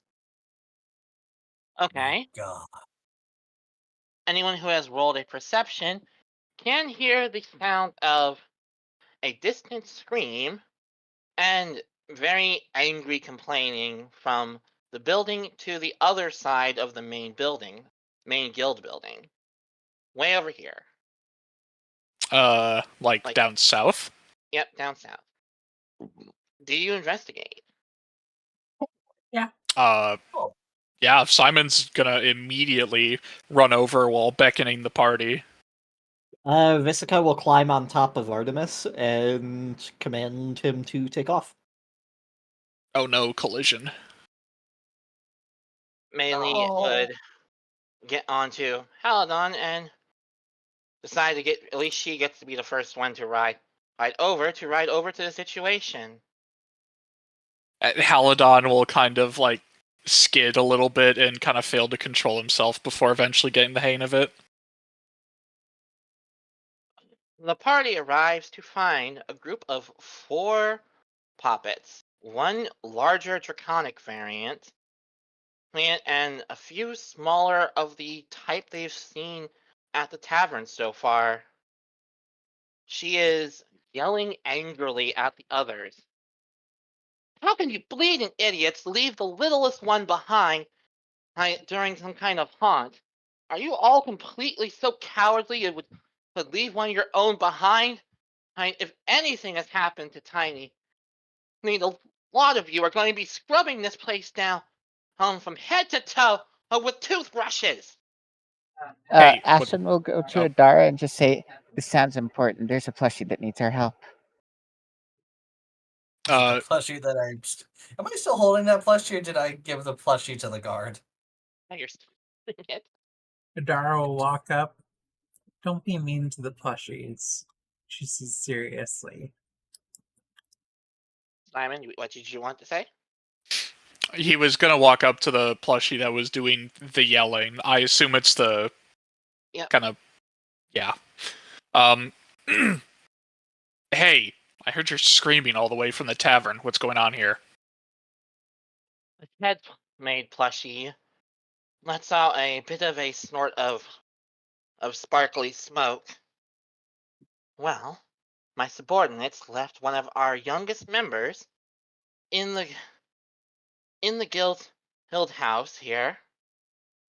And apparently there's a ghost in there actively hunting them. So 3 of my best left one of my youngest in there. So I think I have every right to yell at my subordinates for saving their own sorry hides instead of protecting their young compatriots. The 3 other ploppets look very ashamed of themselves. A fear of ghosts is no excuse for yelling.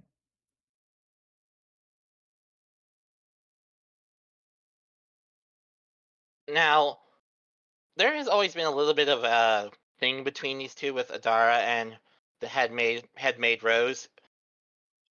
Look, you may be the guildmaster's favorite apprentice, but you don't have any jurisdiction over how I direct my younglings, and unless you want to be getting another talking to by the guildmaster, keep your opinions to yourself, Adara.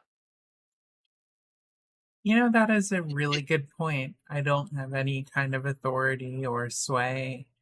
I should just honestly walk away and leave you to deal with the consequences of turning down help because you're so stuck in your ways of, well, yelling at plushies. Thank you for enlightening me. Fine, okay, I apologize. Look, Ada's going to hand off the baby, the drunk plushie to the cat before drawing 2 pistols and walking towards the door. Looks like I've got a ghost to hunt. Hold on, before you even go in there. Look, we have a bit more of a situation. So, Adara, I do need your help, but you have to understand, this is not one of the typical spirits. This is one of the veiled kind. So, Adara, you don't need to roll lore for this. Anyone else who has it can roll undead lore to know what this means. Undored lore. Undead lore. I don't have undead lore, but I do have guns. Is undored lore what we use to identify door mimics? I hate all of you. Hey, I haven't But said I didn't- anything. I didn't do nothing. Simon is aware that veiled spirits are a special type of ghost, but is not sure what they are. Ashlyn is aware veiled spirits are spirits that are protected from attacks and magical abilities until they are identified. Once they are identified, the magical protections surrounding them fall off and they can be harmed. But until then, they are completely untouchable and exceptionally dangerous. I bet it's the mimic. Ashton will just momentarily completely forget what universe she's in, and she'll just say, "Oh, a veiled ghost. So they're ones that you can't use attacks on, you can't throw Pokeballs at until you identify it with a Sylph Scope." Uh, what's a self scope? Melee just looks. What are you talking about? Wait, is it a different type of identification set up in this world? Fuck. Well, you have part of it right, says the head maid. They are invulnerable until identified. Though we have to do this a little bit more traditionally. I'm not entirely sure what a soul scope is. We do It have some old identifies ghosts.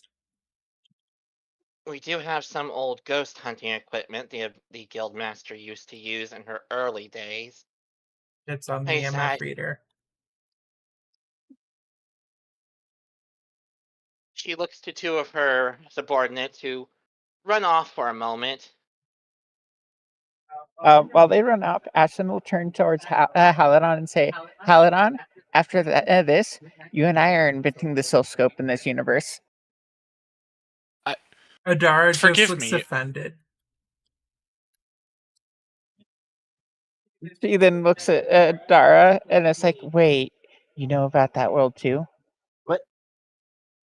What the fuck is even being talked about? I have no idea about your alternate universes. I just want to invent something called a sylphscope and call it an Adarascope. Or a Phoscioscope.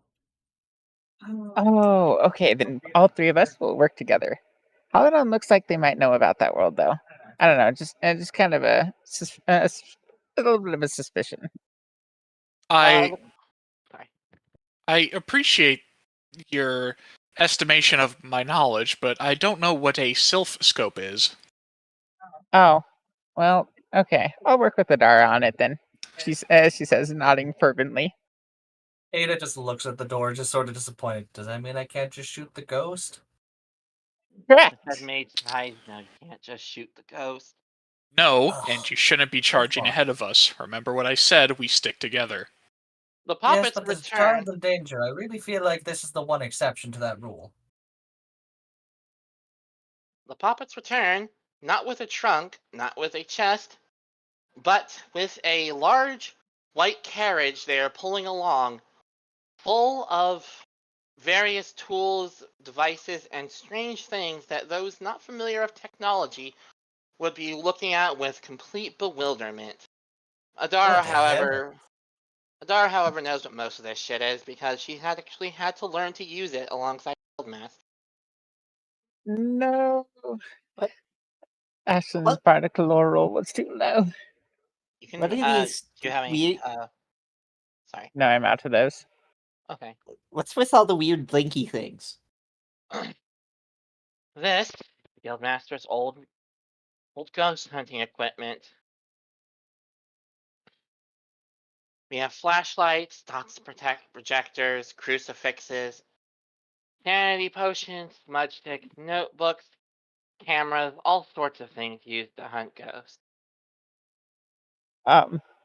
Ashton would then raise a paw and say, so about the sanity potions, those don't work on me. Is that okay? They rarely work on anyone. Don't even work on the Oh, Guildmaster. wait. These are some of those weird thinky rocks I've heard about, right? Adara would ask, would bottled sunlight help?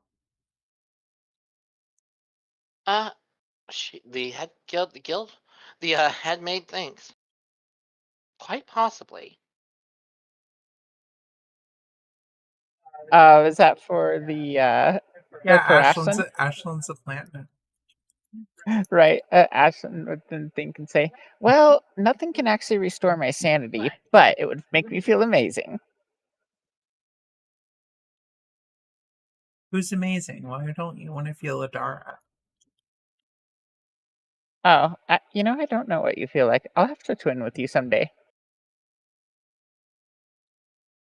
Either ways, before any of you go in, she goes into the carriage and comes out with a number of strange looking collars which have a little camera on each.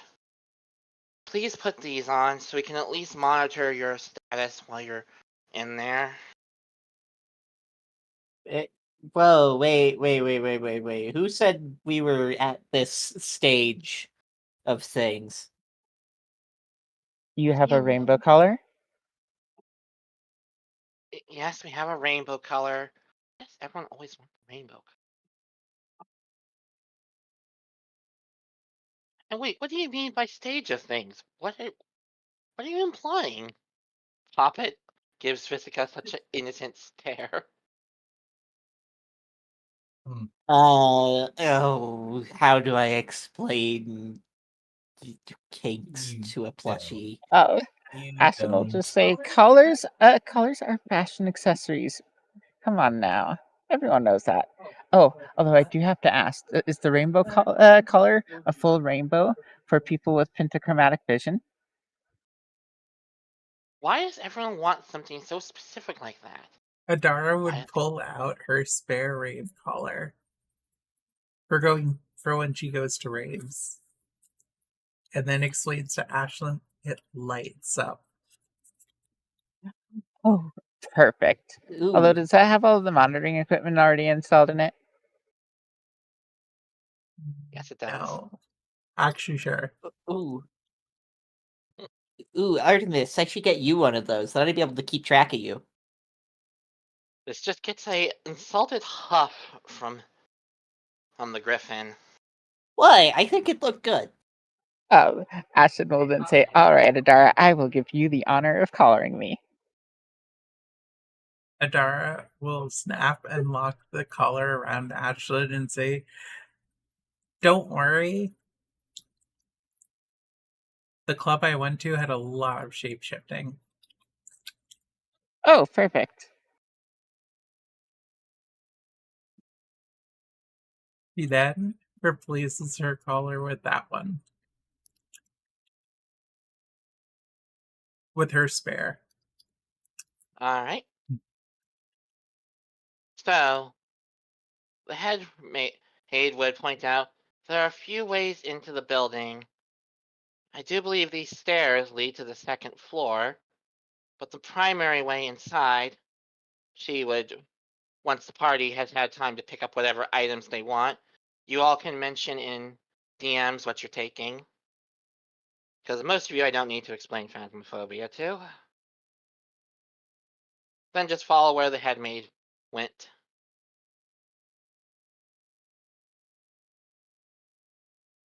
This is gonna be fun. Where does they go? Oh, I need to think of justification for what Visica grabs because Visica doesn't know what any of this does. Grab the crucifix. If only I hadn't used my. Actually, I technically have the weapon that I got from my armory bracer, so that's fine. I got the Alright, I funny have shotgun. DM'd you. All right.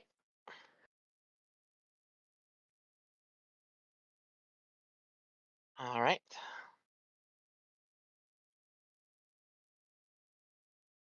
Okay.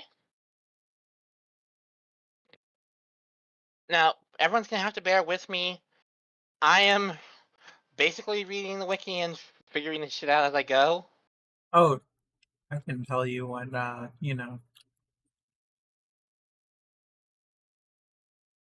Actually, I'll let you pick your own ghost, obviously. Well, I have a ghost in mind. I'll tell you in a minute, but I want you to start out without at least he's pulling code DM shenanigans. Okay.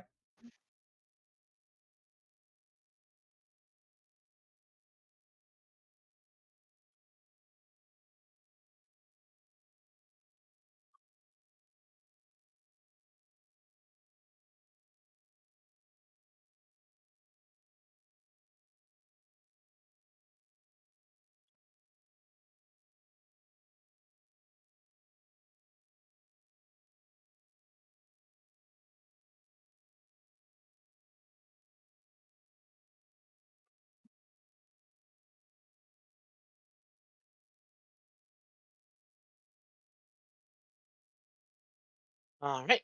So does the party head down a bit more south to where the headmaid is?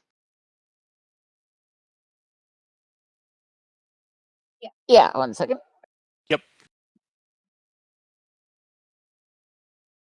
As me and Haldon will stay here and keep an eye on all these blinky things inside this carriage. Ashen will peek in the window. Well, she went down south on the bottom floor. Several of you are going to the second floor.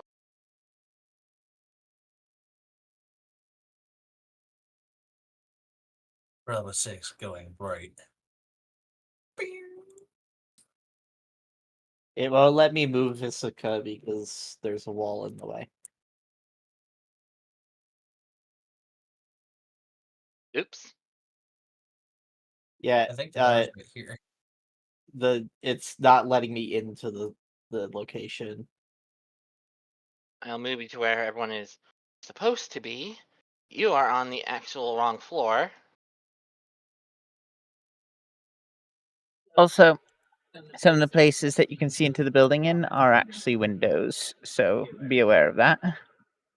Ha! That's what it was. Also, some of you weren't supposed to go into the building quite yet. Dara. What do you mean? Adara is brave. She's gonna go get that fucking ghost. Ada has a double-barreled shotgun in one hand and a crucifix in another. Adara just phased through the wall to get inside the building. Wait, I thought that Visica's was a just- door. No, it's a window. Visica's distracted by the weird blinky TV remote that she just picked up. Except she Well- also doesn't know what a TV remote is. Oh, I'll go into the right place then, my bad. The head maid unlocks the door in front of you and opens it to the guild house. Immediately, the party would feel a certain chill in the air. Not quite freezing, but it is definitely colder in here. There's a floor or two to this place. I don't know where one of my little ones ran off to. She looks exactly like the others, but she's much smaller, so please keep an eye out for her. But do puppets like grow like normal beings? There's some magic to it, but we can get bigger over time. Just not in the same way a normal creature. That's not the point right now.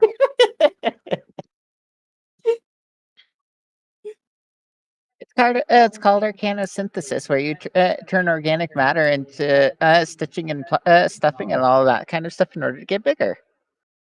Anyways, Rose draws a book out of her dress. I have a book here full of the various ghosts that Dara and the guild master have encountered, so go around, look for evidence, and be wary of the ghost right now. You can't harm it. So it begins to hunt. Hide. Adara would just say, beware, if you see rainbow lights, it means we have a raven in it. Oh my Just god! a long sigh from Rose, who Ashton's takes like, a seat on one of the chairs. Ashton's like, wait, that's a real ghost? I want to meet one. Can't be any worse than the box ghost. No. I just had the thought of Revenant dressed up in like full rave gear. Adara goes into the next room, gets out her spirit box, and then just yells into it, "Where the fuck is your bitch ass at?"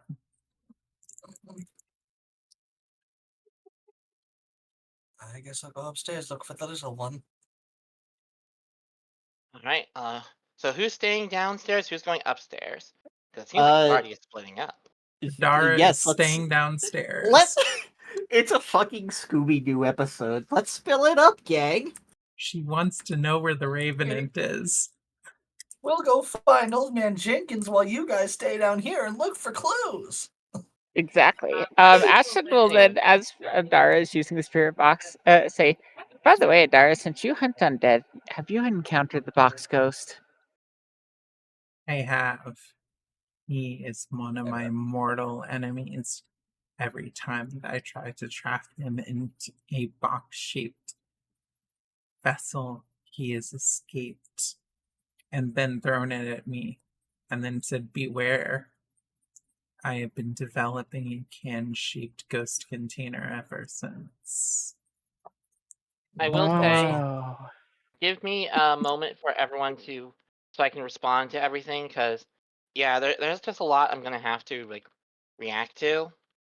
Yep, no worries. So yelling into the spirit box does not get a reaction at the moment.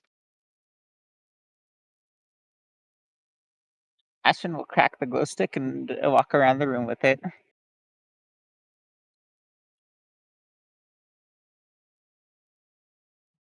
All right.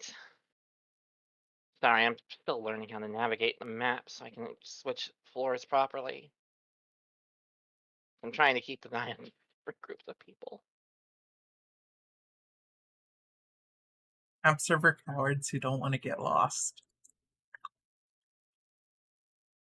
What are for cowards? Apps.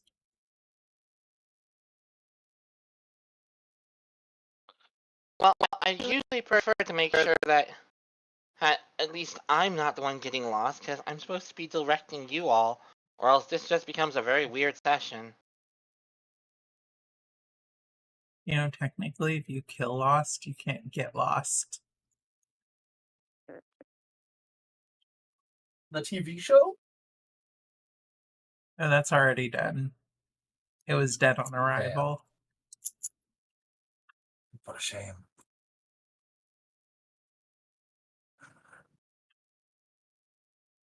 The glow stick, are you talking about like the UV light? Yes, Okay, just making sure. it comes in glow stick form. No, she just brought a rave glow stick. Oh, she's actually a glow stickler for good manners. True.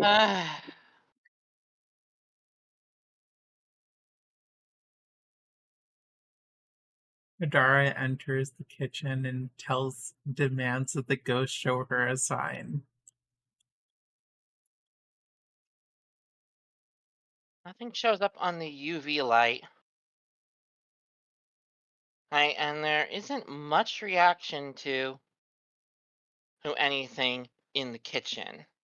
Though the kitchen does look like it's been somewhat disheveled. Shit's been thrown around in here, but there's not much else. It's hard to tell if this was just the poppets panicking and fleeing, or ghost activity. Adara says, "There could be ghost activity in this kitchen, and I think that means that we need to investigate further. I'm going to need several slices of bread, and for us to find all of the meat we can possibly get. We have a hungry dragon to feed." I mean, a ghost to Oh, here. find. Oh, see here. I thought with everything thrown around in here that it's a sign of a poltergeist. Alright, so what does the upstairs group do? Wait. I don't think so. That sounds way too sinisty.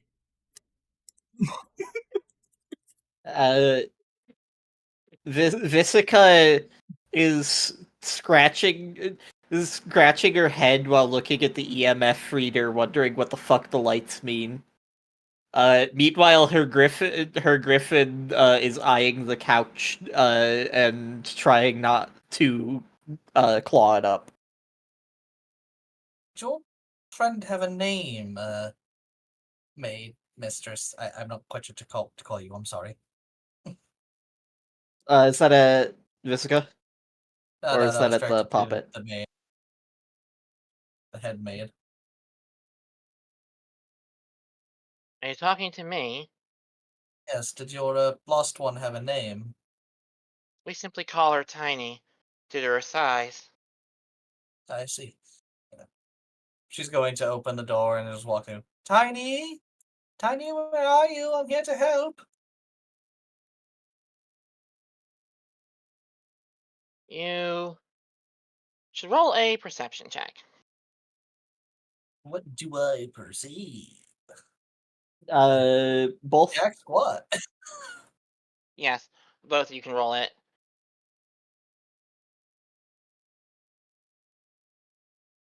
35. Dear God. You can hear the vague shifting of something in one of the nearby rooms, but it's hard to identify which room. It's locked. You Door's locked. hear that too, right? Yeah, what? The EMF reader begins to react as you enter the hall. Yeah, it's making a screamy noise. I'm sure it's nothing to worry about. Oh, what a lavish bedroom. Tiny, are you in here? Hello? I don't think that's a good noise. What does it mean? I don't know. I yeah. How many lights are lit on the EMF reader?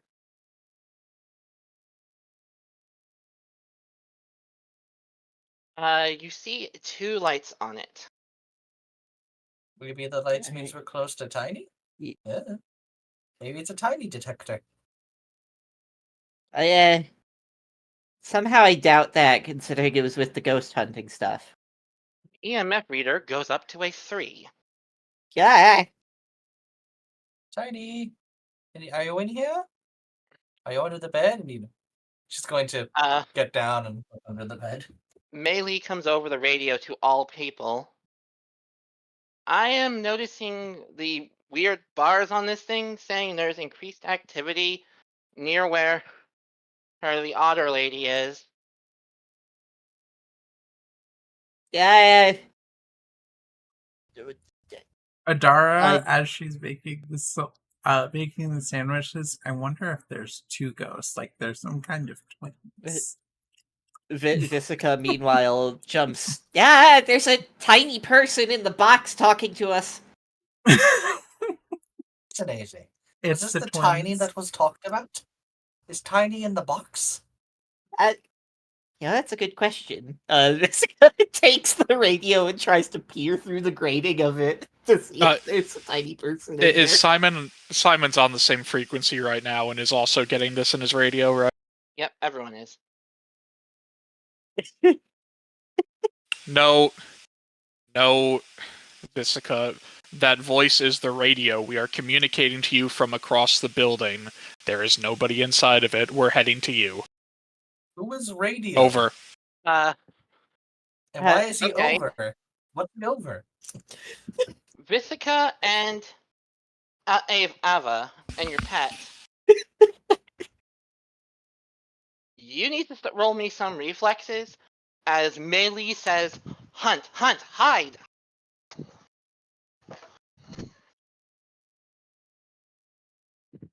I'm assuming the Griffin also needs to. Yes. What the... When she hears hunt, she quickly just looks around with the shotgun.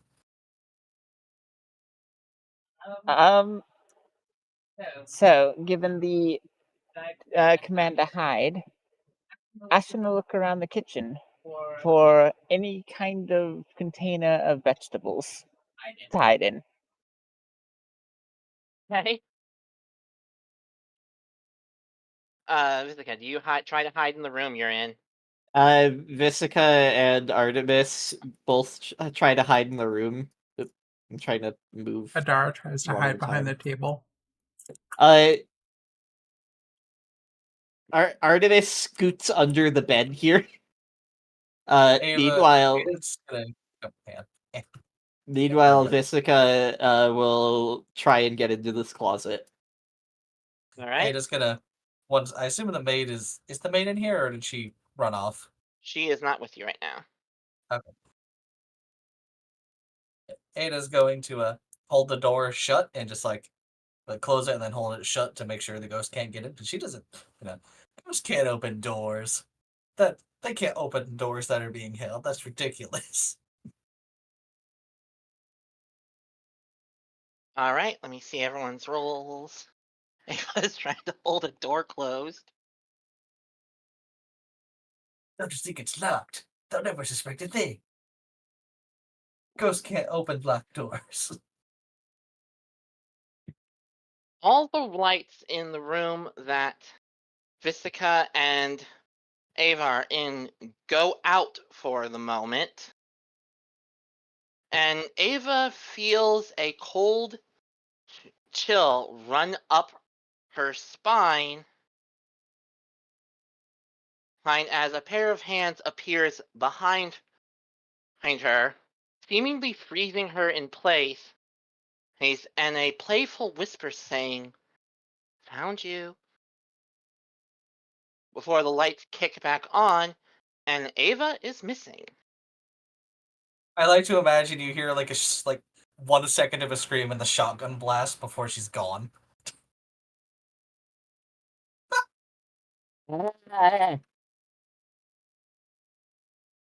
However, Mei Li warns over the radio, "It's not done hunting. Don't come out yet." Downstairs, as the party is hidden, they can hear something moving, and a cold giggle in the halls. Something walks slowly past, moving through the building. But eventually, the footsteps fade, and Mei Li says, "The hunt is over. Adara, go ahead. Sorry. I've lost signal on Ava, though." Adara says Visica we probably need to go upstairs. peers out of the closet. She's missing. My ears are ringing.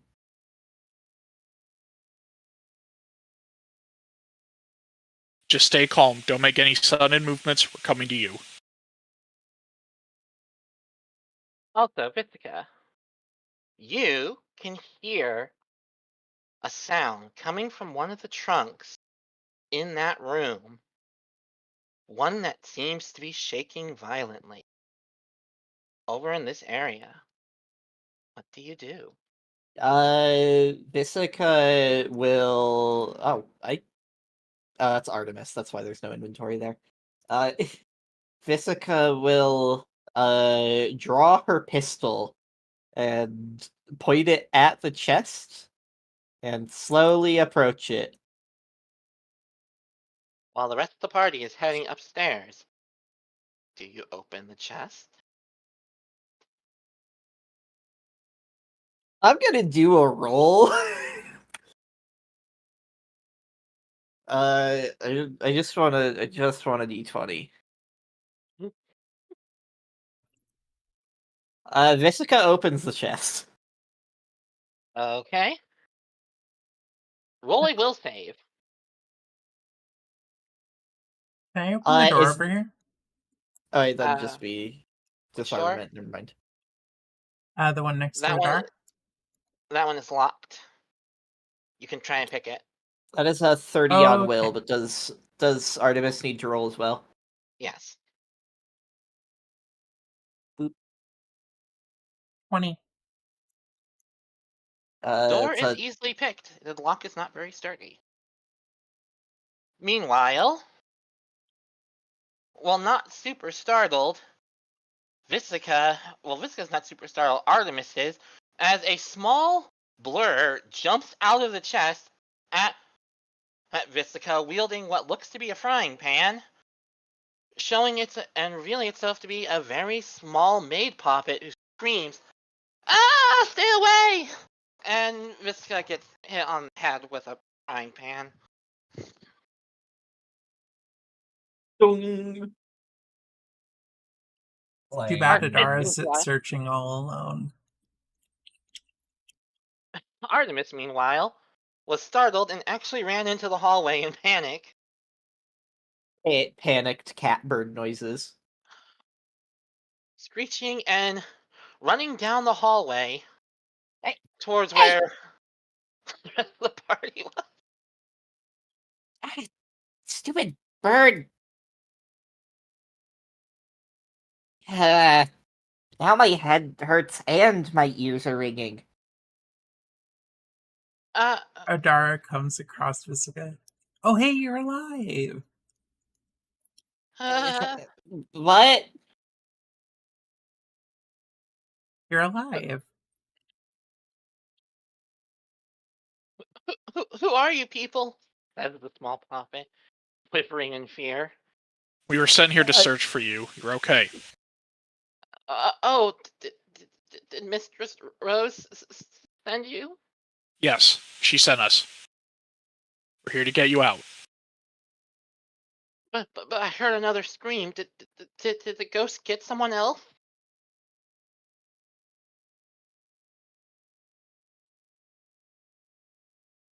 The poor thing looks absolutely terrified, and it's all scruffed up and scrunched up due to having hidden that chest for God knows how long. Adara just pats him on the head and blows bubbles at them.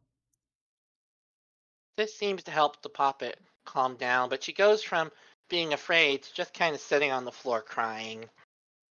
Adara It's will clear pick them up and put them next to Foskia. Thank you for coming to save me. All right, we need to go.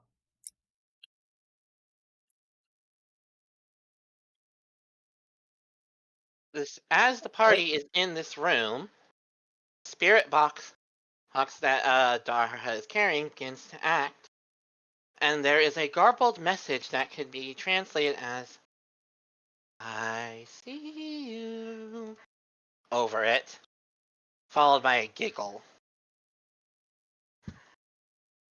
Adara, despite really, really wanting to stay and hunt the ghost, leaves the room.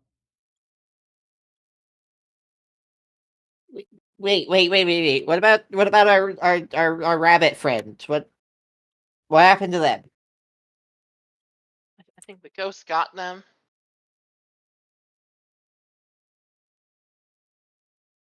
Ghosts can be exercised at any point. We're here to save lives. Adara would explain. The little puppet looks notably relieved to see outside, even if they're on the second floor, on the balcony. It's okay, there's stairs. We'll walk Once down the out, stairs. What? is that a wall? It's not supposed to be a wall. Is it? Oh. Like, this is supposed to be stairs down. Yeah, so looks like we accidentally misaligned this particular building by half a tile on the horizontal side of things. Well, I'll just move y'all through it because this is the stairs. These are Okay. stairs, not walls. I don't know. Walls are pretty stair-like, and stairs are pretty wall-like.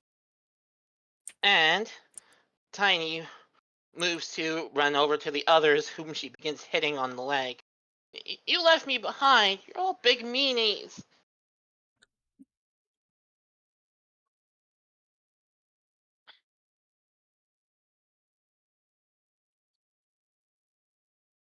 The other poppets look a little bit ashamed still. Well, but do give her a hug, seeming glad to see their little friend and is okay. And now the party has another conundrum. Their rabbit friend has gone missing, and it is very clear there's an aggressive haunt in the building. And that will have to be where we stop for now, hanging on a cliff. Oh no! What if I fail my climb check? Oh wait, we don't have those anymore. To get fucked, yeah. I mean, what? I mean, no, we actually do still have climb checks in this system. Nope, doesn't say climb, it's not a climb check. I'm safe. Anyways, that's all we got for this week. But join us next week where the party continues their hunt for the mysterious ghost haunting the guild base that somehow the guild master doesn't know about. Does she? But she probably doesn't. She just seems a little bit scatterbrained.